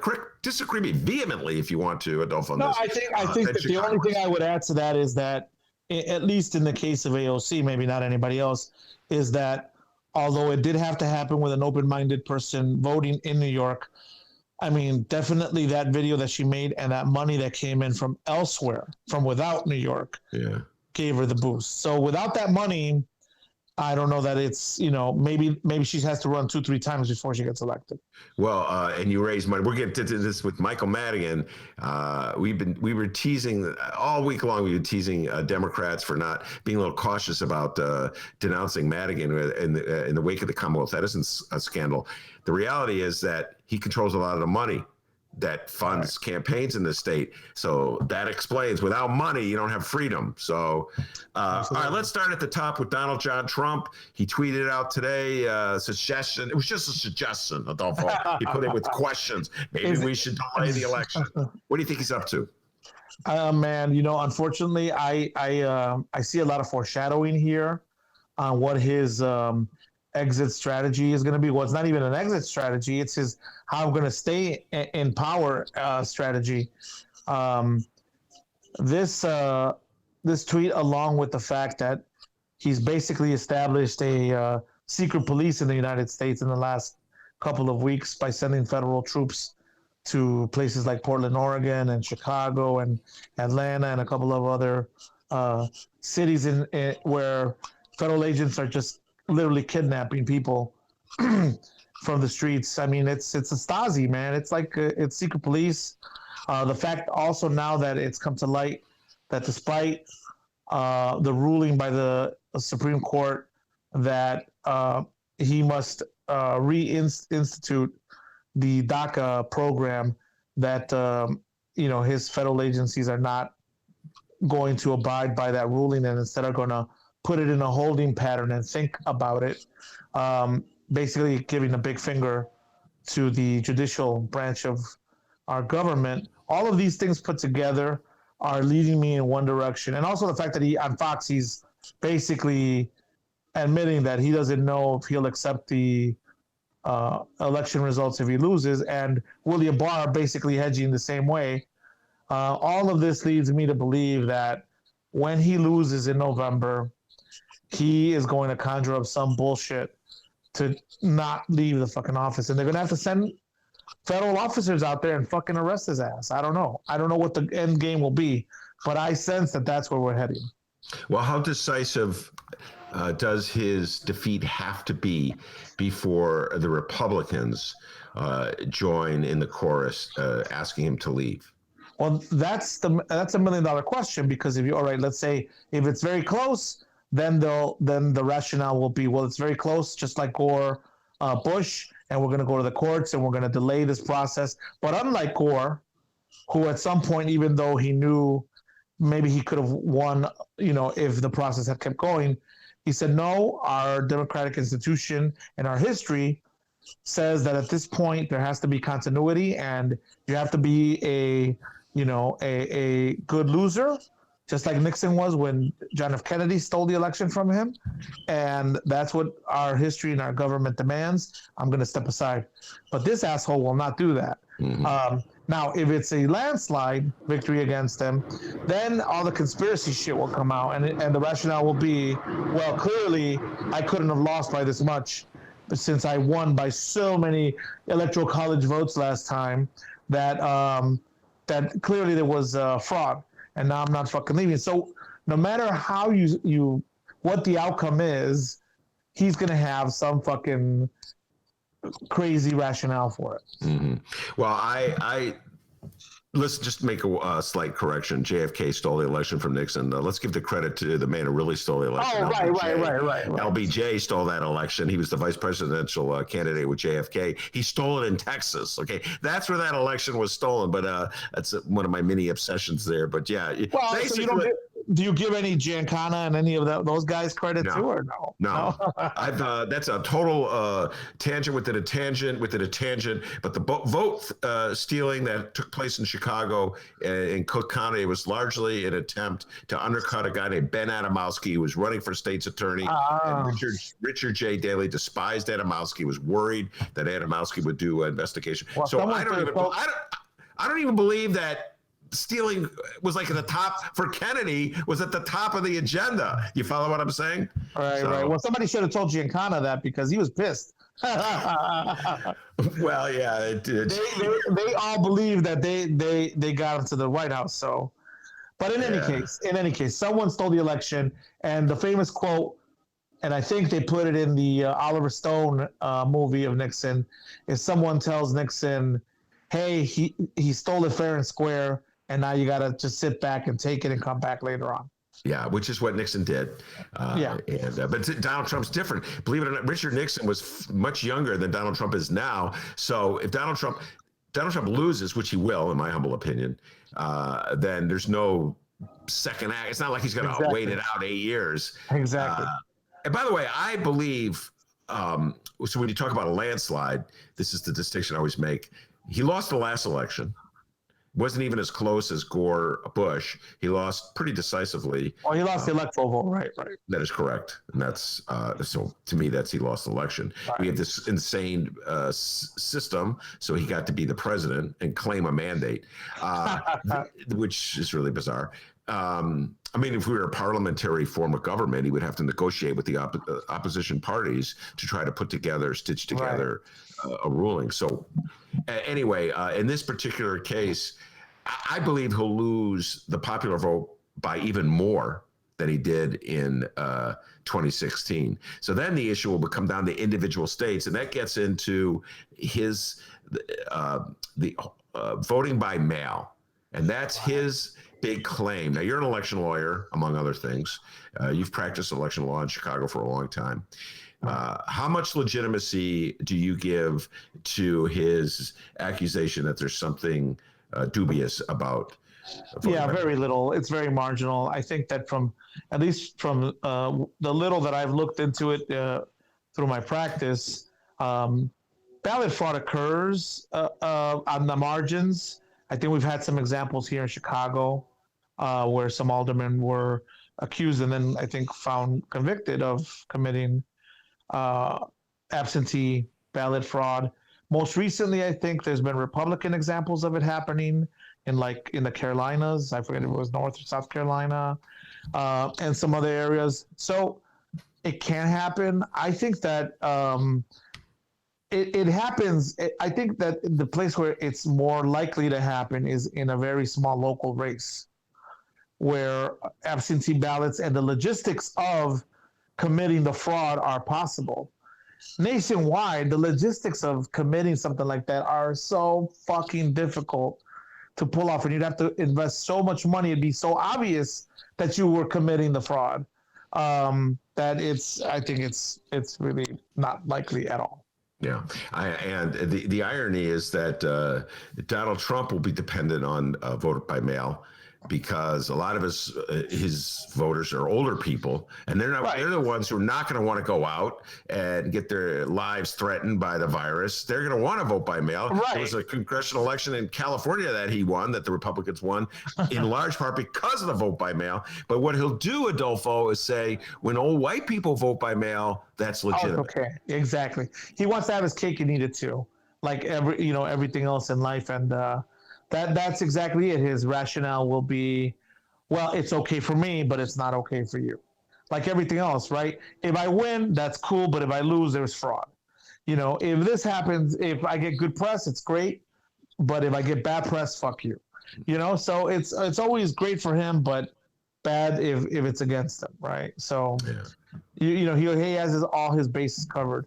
But I don't know. I think finally this coronavirus basically is what's fucking him up. But for this, I don't know, man. I think the dude might have a legitimate shot at winning. Well, I never thought he was going to win. I always thought that I just felt that this country had made a decision that Trump was too extreme. But you're absolutely correct. What the virus has done is destroyed his rationale for a re-election. In other words, a strong economy. So it makes it that much harder for someone to justify voting for him. All right, now let's get to the Goya boycott. I really want to. Why don't you give people a little introduction what's going on here, and then we'll get to the issue itself. All right. Well, Goya is a Spanish foods brand that's been around for many years. I forget when it originated. Probably 100+ years or something, by a Spaniard who lived in Cuba, I think, that ended up in the U.S. I don't know. The point is that it offers. It's a multinational corporation that has been like a standard bearer of offering, when others could not, basic food staples in the Latin American cuisine. So whether you're Caribbean or Mexican or Central American or South American, they provide food staples that are common within most of the cuisines of those areas, like beans and seasonings, etc. And so even in my family, Goya products have been popular throughout my 40+ years. And when I was in college, the one year that I lived off campus and I cooked for myself and I cooked for friends and stuff, one of the popular items that I have, a cooking secret, was the Goya seasoning that I would put on steaks, and people loved it. So it's a beloved food product in the Latino community. But recently, its conservative president, which is like a third generation Goya guy, I think, basically went to the Rose Garden or somewhere in the White House and publicly sucked Donald Trump's dick. And and then people got pissed, and now they're boycotting it. But the controversy is not that. The controversy is that conservatives are crying that it's unfair to have backlash against the guy who was merely expressing his right to have thoughts about Donald Trump. All right, what's your thoughts about that? First of all, the argument that the man should have a right, First Amendment protected right for free expression. Go. Well, first of all, as always, First Amendment is only implicated when the government prohibits you from speaking. So it's not a First Amendment issue. It is a speech issue in that this person obviously publicly expressed how he felt about Trump, and he has, I believe, every right to do so. But it's a two-way road, man. It's like you just can't say something and then expect people not to have their own opinion about what you just opined, right? And so for all these little snowflake Republicans to be like, "Oh, it's so unfair. Why are you hurting this gazillionaire in the pocket where it hurts just because he loves Trump?" You non-free speech loving Democrats, it's such bullshit. I mean, free speech goes both ways. In fact, one of the common legal theories or backings of free speech cases are that there's this idea that there's a marketplace of thoughts, right? And a marketplace means that it's not a one-way street. It's not a one. You have to, and there's also this belief that you counter speech with speech, right? So the ACLU will tell you that you don't stifle speech, you counter speech with speech, and then there's this marketplace of ideas. So what happened to that conservative thought of there's a marketplace of ideas? All of a sudden there isn't one. There's a monopoly of ideas. It's only your ideas that matter. Fuck that. Yeah, no, I'm the notion of a marketplace. By the way, you could show that shows your University of Chicago training when you talk about the marketplace of ideas, because that's so University of Chicago free market notion. But yeah, that is correct. I believe in that. So you put your ideas out, I put my ideas out. Let's see, who prevails. Now, you could say, well, it's a fixed system, like the most powerful, like getting to Madigan. We'll get just ahead of the time. Part of the reason I say this, I've said this all day, and I've said this all the time. Part of the reason why people know Madigan is that the Republicans exercise their rights of free speech to bombard us with commercials assailing Madigan. So we go, well, in the marketplace of ideas, the anti-Madigan ideas prevail. Well, no, they got a boost by millions and millions of dollars. So it's not really a free market. Right. It costs money to control the market. You understand what I'm saying, Adolfo? Right. Generally, but of course, people like AOC will tell you, like, well, when people get behind an idea, they can overcome money, just how she overcame all the money that was, these conservatives placed into her recent opponent, and she, handily defeated that person despite the billions and millions of dollars. But overall, yes, you are correct. I think that money talks, right? I mean, money talks, and so. All right. So, but in principle, I love the idea of a marketplace of an exchange of free ideas. All right. So the gentleman whose name I always struggle with, the head of Goya, Robert, and I'm going to butcher his last name, Unanue, was extolled the virtues of Donald Trump at this press conference. And then one of his defense, Adolfo, is that, well, he also had a press conference with Michelle Obama, but I had a laugh when I heard that. I don't recall him extolling the virtues of Barack Obama as the greatest president of the United States. Okay? Right. It's one thing like to say, well, I'm going to promote good diet habits. I'm going to appear with Michelle Obama at a let's eat healthy thing. Right. To say, it's the greatest president who ever walked the earth. Right. I mean, like my sister told me, he basically sucked Trump's dick. And that's what he did. All right. The views and opinions of Adolfo Mondragon reflect him, not me. All right. So where's your position on? Are you boycotting Goya now? In our family hold, I believe we are. And I'll tell you, it's kind of hard because those products they're very solid, very good food products. But the market is such now that there are other companies out there providing similar products. And so it's easy just to, just convert to some other company that is providing maybe not as equally delicious or good, but, comparable substitutes. So, yeah, screw this guy. I mean, we the Latino community in the United States, spend so much of our money in that company, in that product. And then for this guy not to feel the pulse of our community and go to the White House and extol, this dude who's been the worst president towards Latinos in the history of the United States. I mean, come on, you can't expect, to get a pass, for that kind of folly. All right, now let's get into this issue because this is a very important issue. The Latino community, as you know, you and I have had this conversation a million times over the last 10 years. You can't paint with a broad brush when you talk about people in the Latino community. Oh, sure. There's no monolithic community out there. And Donald Trump's response was a commercial, which have you seen this commercial? I've seen the photograph. He has lined up like a bunch of cans of Goya food or something on the presidential desk or something, right? But his commercial essentially links opposition to Donald Trump and to Goya Foods to people who support Fidel Castro. So it's like his notion of the Latino community is the Cuban American community. Do you follow what I'm saying? And he's so stupid because he comes from New York, from Queens, New York. So he should know that there is like a variety of ethnicities that come from the Caribbean and from Latin America. I mean, there's more Puerto Ricans in New York City and Dominicans than Cubans, and he thinks that they're all Cubans, What an idiot. That's his response. And I think really, realistically, if they're counting votes, Adolfo, and I'd love to get your response to this, they decided that the only Latino vote that matters is the Cuban American vote in Florida.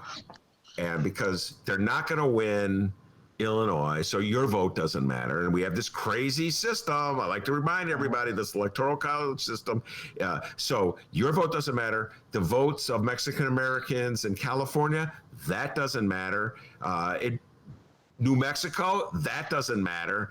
All that matters are Cuban American voters in Florida, because that could swing Florida from Democrat to Trump. That could give him the electoral votes he needs to possibly win. I think that's the strategy, the mindset among Republican operatives, hence that commercial. Your response? Yeah, I think so too. I think if I mean, by calling out Fidel Castro supporters, I think you clearly narrow it down to this anti-Castro community from the 60s, right? But the thing is, like, I haven't even looked at the demographics. That age population, I mean, it's got to be up there now, right? So, and since then, there's been a number of different waves from Cuba itself and from other parts of the Caribbean into Florida, including also Latin Americans from like Colombia and Venezuela, et cetera. So I really wonder what the strength of that, conservative Cuban community is in Florida. I think it's basically, I would guess, I haven't looked at the numbers recently, but I would guess that it's an aging population, and it's one that's probably waning in power because people are dying off. So you don't think it's a sound electoral strategy by Trump? Well, no, for a couple of reasons, right? One, because this population may be waning, and two, because clearly there are other states that are swing states that have Latino populations, like Texas. Texas is, a state that has a substantial number of Mexican Americans in particular. There's also Central Americans now. For the last 20, 30 years, there's a growing population there of Salvadorians, et cetera, who are going to play an important role in this election and in future elections. And Texas is a swing state, at least for this upcoming election. And if they were smart, they would look at not only Florida, but a state like Texas and maybe other states where you would be surprised that there is a growing number of Latinos that can potentially swing, the vote one way or the other. And what's your sense of the Latino vote in this election? I know 2016, we had many conversations, which you were saying, Ben, you'd be surprised how many Mexican Americans in Chicago voted for Trump or were sympathetic to Trump's point of view. What's your sense of where things are now?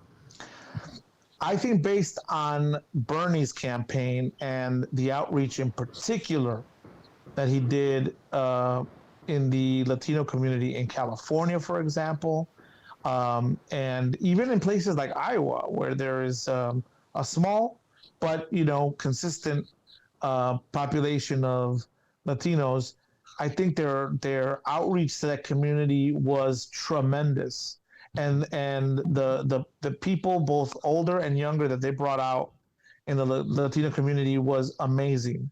Now, Biden, I know, is basically begging for all the Bernie people to go and help him. I think that a lot of these people have not gone to the Biden camp and are probably now out there doing their own private consulting companies. I know that the guy who was in charge of the Latino vote for the Bernie campaign, I forget his name off the top of my head, a Texan guy.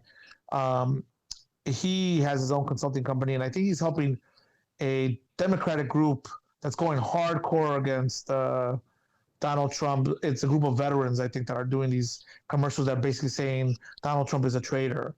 But in any case, if this this movement towards paying attention to the needs and wants of the Latino community through the Bernie campaign kind of spill over, I think that that they could play a very decisive role in this election. Yeah. I agree with you on that point. And so that's why I just thought it was that Goya commercial that Trump aired, which was heavily, it's like linking the Goya boycott to Castro. I was like, I'm not sure this is going to win over a lot of voters. All right, let's move to the local. Michael Joseph Madigan, House Speaker. head of the Democratic Party in the state of Illinois, got caught up in the Commonwealth Edison scandal. Commonwealth Edison has admitted to having put Madigan cronies on the payroll, giving them contracts, put them on their board. They're agreed to pay $200 million fine for their role in this. And yet many legislators in the Democratic legislators are really reluctant, Adolfo, to say that Michael Joseph Madigan should step down. I have said that he should step down, in my humble opinion, although I got to tell you, you know this, I really appreciate what he did for 4 years against Rauner, but I think he's gone too far in this case. What's your sense of what we call Madigan Gate? Well, I think his time was up a long time ago. And although I, like you, appreciate how he stood up for unions and working class, my thing was like, what other move did he have? I mean, he had to back them. They were, the unions are a big part of the Democratic base and money base in the state of Illinois. So he had no choice but to defend them. And I think had there been somebody else at the helm, that person would have also defended them against Rauner. But okay. Wait, come on. I have to vigorously disagree. I got to disagree. What other choice did he have? He could have done what Mayor Rahm and what John Cullerton were about to do, and that's throw him under the bus, tell him to shut up, and accept his sellout, and because they're the only game in town. That's what he could have done, and he didn't do it. Do you understand? You know that game that those Democrats play? Okay, so he does it, and that would have been his death sentence right there. So, I mean, he could have stupidly done that, but he's a smart man. He made the right choice, right? Fair enough. Okay, continue. Okay. But no, I think, I personally believe that, no one should be in power that long for good or bad. I think that there should be a system of term limits. I know that there are people who say, like, no, when you do studies about legislatures, you need them to be there a long time because it's only after many years that they get the knowledge or whatever to actually be effective legislators. Well, that may be so, but I would still cut in favor of, having limits because, what Illinois politics has taught me is that whether you're on the so-called good side or bad side, that your self-interests always rise. And this game of politics is really about the self-interest of the politician and how he gets his or hers. And so, I think now it's inexcusable. There has always been talk about unethical behavior by Madigan, maybe not illegal, but definitely unethical ties in and conflicts in having a law firm that benefits from the fact that he has political connections at the agencies and institutions in government in which his law firm does business or presents the clients before them. And so, so there's always been talk and always been like consternation about whether or not this is right or not, and if it's not illegal or whatever. Now we have evidence that it's beyond that, and it always has been probably. But, now for someone to just say, well, let's wait till, if this is true well, what more do you fucking need? I mean, if this is true, yeah. I mean, come on, dude. And again, it's if we thought there was reason for him to give up power before, what are you waiting for now? Yeah, no, that we have been having a field day for the last week when the Dems go, well, if these allegations are true, he has to step back. If these allegations are true, he's going to federal prison, okay? Yeah. So stop with if these allegations are true. I understand they're in a predicament. I understand they're in a pickle.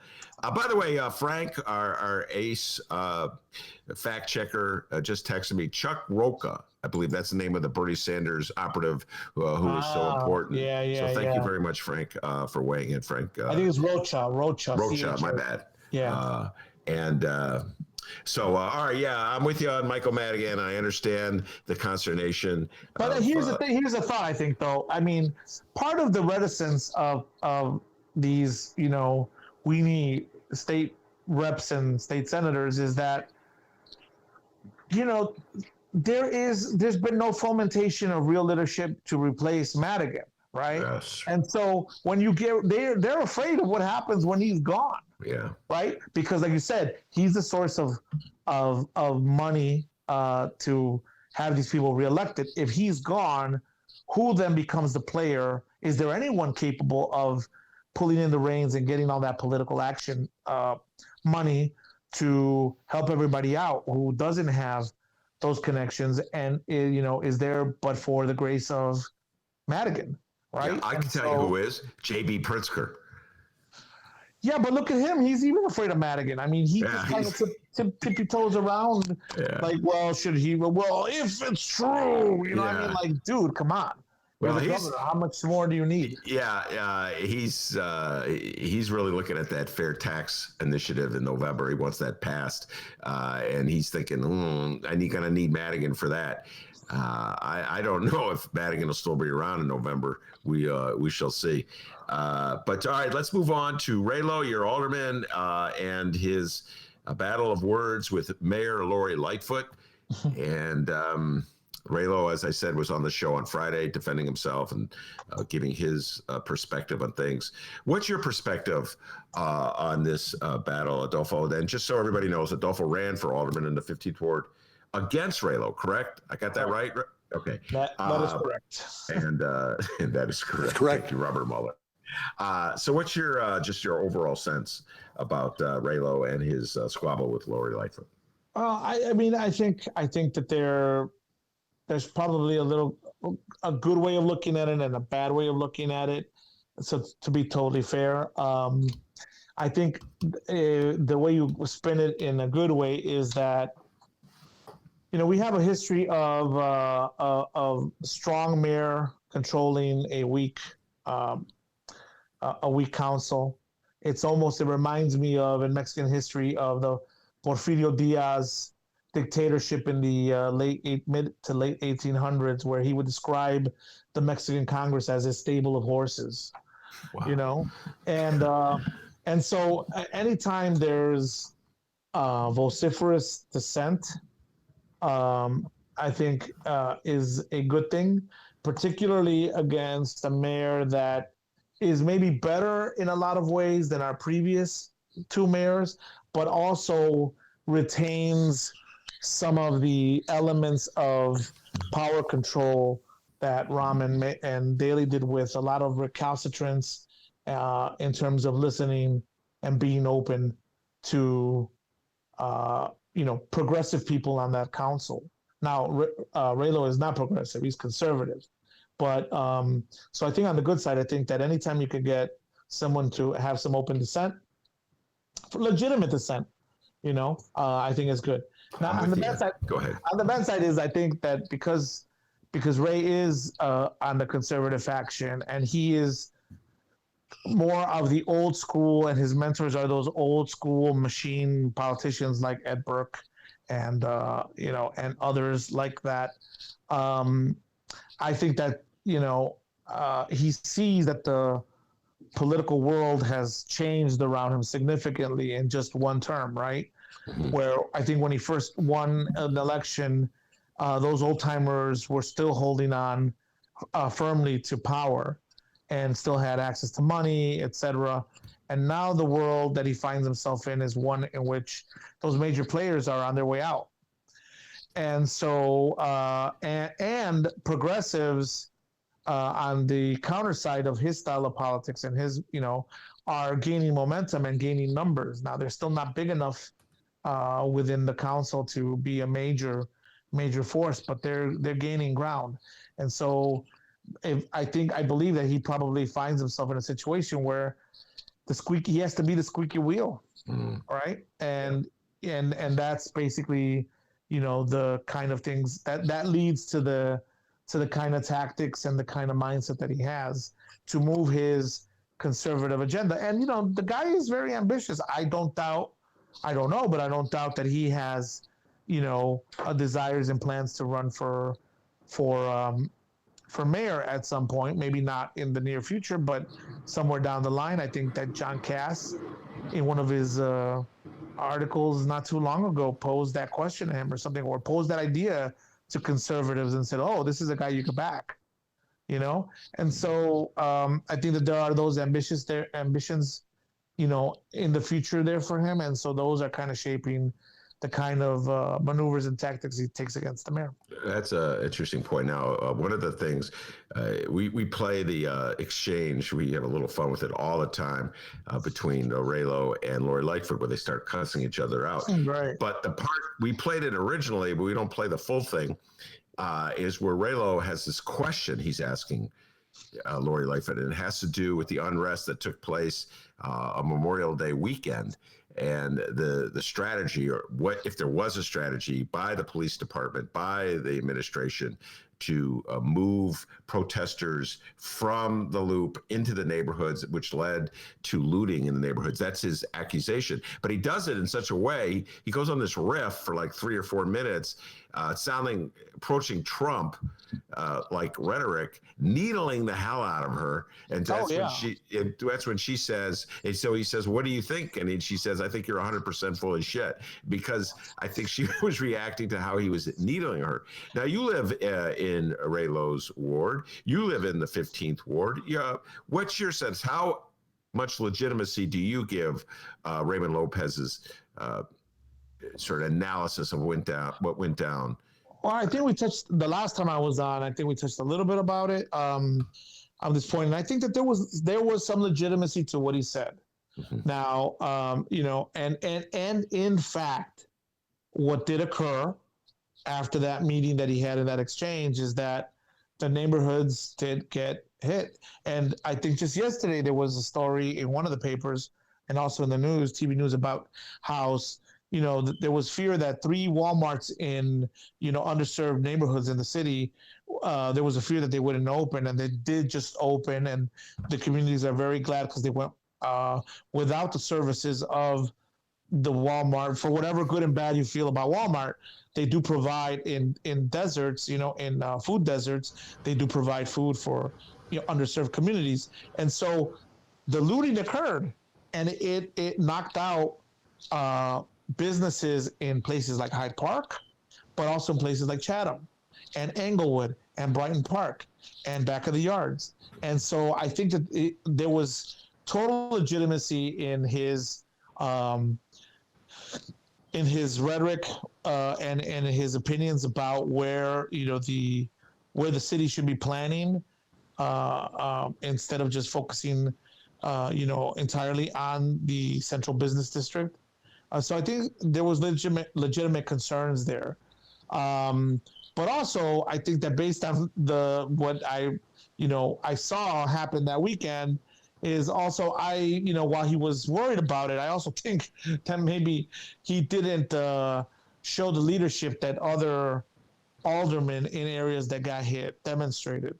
I think that people like Byron Sitchko Lopez, and even in the 22nd ward, even guys like Mike Rodriguez, were probably out there on the streets, you know, more than Ray was. Yeah, exactly. And so it's not irony, but I mean, I guess he had legitimate concerns when the shit hit the fan, though.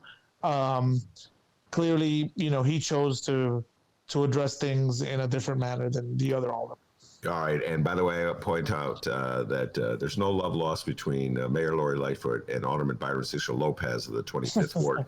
And I urge everybody, if you haven't already, check out the interview that I did yesterday with Dave Glowatz, his latest city council wrap up, in which Mayor Lori Lightfoot tangles with Byron Sitchko Lopez over the issue of a historical preservation district in Pilsen. Fascinating little inside story about Chicago politics, and you can check it out. Oh, yeah. I mean, that issue, I mean, Byron and Lightfoot have been going at it, you know, pretty hard, because Lightfoot, you know, talks about how people were scared to walk around Pilsen, but now shit is better because it's gentrified. Yeah, that's what you're saying, because the hoodlums have left.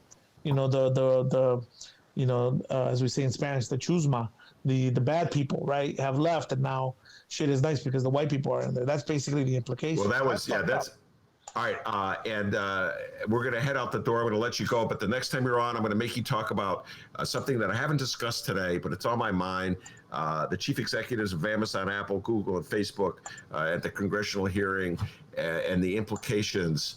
I know this is something you'd be interested in because you're really into constitutional law. Should we finally break up these big monopolies? Is it bad for democracy? Have so much power concentrated? We haven't even discussed this, but I really wanted to get through the local political issues. But the next time you're on, Adolfo, get ready to talk about that because that's at the back of my mind. It's always on my mind. At least let's organize our workforces. That's the first thing. So anyway, Adolfo, thanks so much for taking the time to come on. I really appreciate it. No, thanks Stay for the safe. invitation. Thank you. You too. Bye-bye. That's Adolfo Mondragon, El Dragon, as they call him, election lawyer. He's more than an election lawyer. He's a lawyer in the southwest side of Chicago, and is not afraid to speak his mind. D, what you got any updates for us before we head out the door? Yeah, I got a few updates here. I'm looking here, and first off, I did a count of how many times Adolfo cursed. I'm looking here, 2,000. What's the over-under? I think he lost on the over-under, though. I think he took about 2 minutes before he dropped the Holy F-bomb. Lord. I think he knows. He knows that's his reputation, so he just leans into it. Well, if you I talk to Adolfo a lot on the phone. He's we can talk for hours. And he's been even when he is not on the air, he's been known to drop the F-bombs. I mean, usually, the people when they're on a show, they're like, I'm going to try my best not to curse. Not Adolfo. Not By the Adolfo. way, unlike me, I never drop the F-bomb. That's correct. Liar. Yeah, I was going to say, it's not Mueller, you're wrong on that one, buddy. Yeah. All right, we got a few updates here. Shout out to Rich Miller and Capital Facts. First off, a coronavirus update. Yesterday, J.B. Pritzker announced that we're going to put a halt on sports in the fall. Football, maybe going to happen in the spring. I'm underlining that maybe part. But Ben, your thoughts on that? We didn't talk about that really that much today. Well, they have to. I don't know how you can have a football season in the middle of the virus. And I do think you have to put a heavy emphasis on maybe. I'm not sure this pandemic will be gone by the spring. I hate to say that. But you know what? There's part of me that kind of like, oh, spring football. Let's give it a shot. Cause everybody knows I'm a football fan. So, you'd be playing, think about spring in Chicago, D, the kind of like we don't really have a spring in Chicago. So it'd be like football and the raw weather, with a little cold, wet days with a little snow that comes down, the wind's whipping in. That's football weather. So ready, set 2020. Yes. I'm ready. Ready, set 2020. So hey, remember that time I was trying to, remember that time I said I was going to go to the Sun-Times and we were going to go back in June? Remember that? Yeah, I remember. Dennis, every day he was like wishful thinking. It's like if you put the idea out there, it'll come true. So he goes, so here's what's going to happen, folks. I'm going to take a vacation. We come back, we'll be at the Sun-Times. Okay. I'm just saying, football in spring, I mean, that sounds good and all, but who knows what the hell's going to be going on that time. But the update here, we have a tweet from a feller. He's an elected leader in Illinois. And, after I read this, you're all going to know he's an Illinois Republican. But let me read this real quick. This is from a gentleman, former sheriff, Mark Curran, a representative of Illinois. Oh, you know him. Of course. He's the nominee. He's running against Durbin. He's running against Durbin for Senate. And if I had to choose, I would take Willie Wilson over him any day. I know, Willie, I said you should be bounced on the ballot, but Curran is outrageous. Some of the stupid things he said about John Lewis, disgraceful. So anyway, what did he say this time? Apparently, he thinks Michael Madigan should step down. No, this is about football. Apparently, his son plays football here, and he says on a tweet here, "My son found out today about his upcoming football season. My thoughts: the devil is about fear and isolation. Does he own you? How much more of my son's childhood are we going to steal? Death will eventually come for everyone." What a lunatic. That's your senatorial. That's okay, Republicans. You want me to take you seriously? That's your guy. Oh, yeah, we're going to die anyway, so why don't we just accelerate the process by playing football in the middle of a pandemic? That's your guy, Republicans. Yikes. That's who you've nominated. And by the way, that's why I say, sorry, Willie Wilson, kick him off the ballot. Because if there's any chance that this guy gets elected Senate, it's a scary thing. So, you know what, D? Thank you for reading that tweet. He sounds as Looney Tune as the people in Florida, in Palm Beach. And they're not even running for Senate. So, and what's the over-under on this guy having a Pritzker suck sign in his yard? Yeah, he's probably writing one up right now. I don't like him. Oh, God, what a dumb tweet. All right, and then we have a Madigan Gate update here. Shout out to another Illinois reporter. I think he's in Springfield. It's Mark Maxwell. We had him on the show back in the days when... Remember? Before you were fired, right? We had him on? Yeah, right, that show. Yeah. I remember him. He was good. That was his politics. Yeah. Well, he just tweeted here. He got the scoop here. He says here, news, Speaker Madigan is in damage control mode. Several House Democrats are telling Mark Maxwell that Madigan is placing personal calls to gauge their support for Madigan. This comes as 6 Democrats in the legislature, all women so far, have called for him to immediately resign. He's feeling pressure. Ben, do you agree?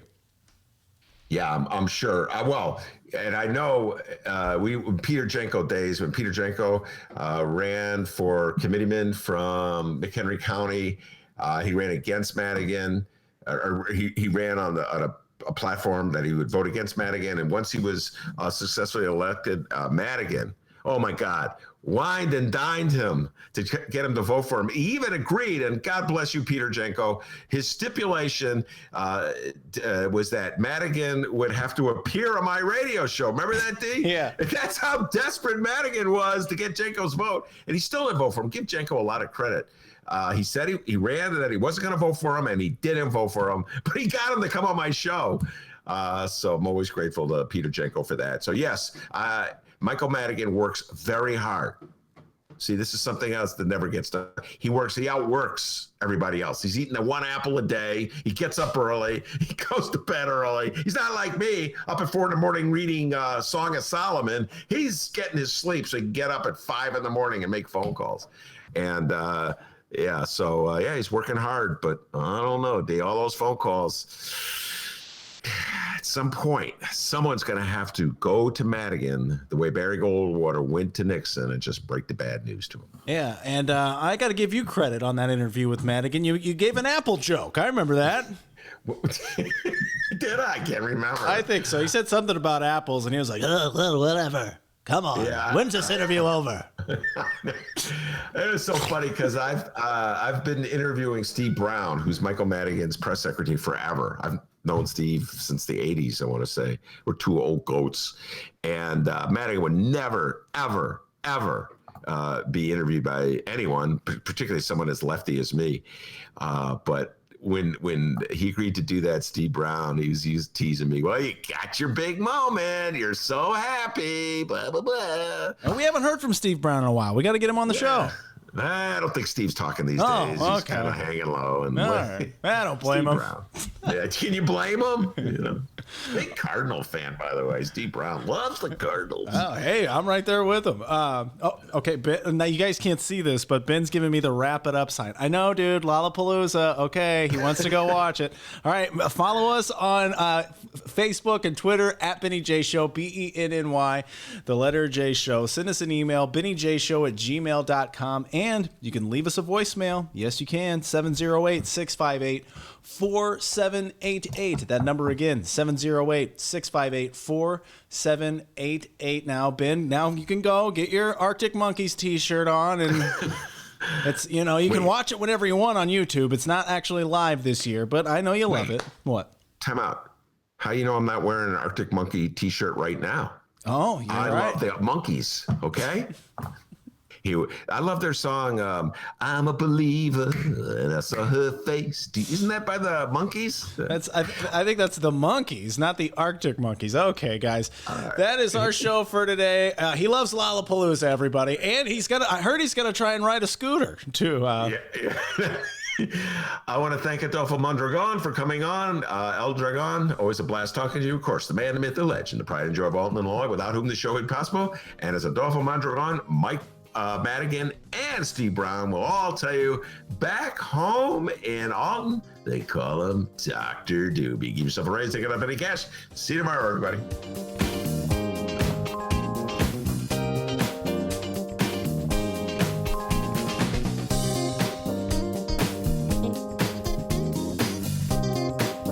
Correct. I won't just turn the car around. I'm going to shut it off. I'm going to kick you out, and I'm going to make you walk home.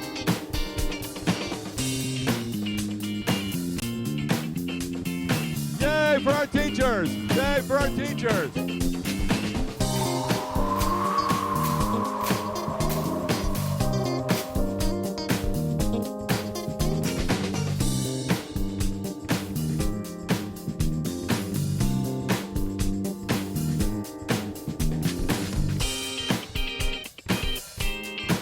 I'm not a doctor. I'm not a doctor. I'm not a doctor. I'm not a doctor.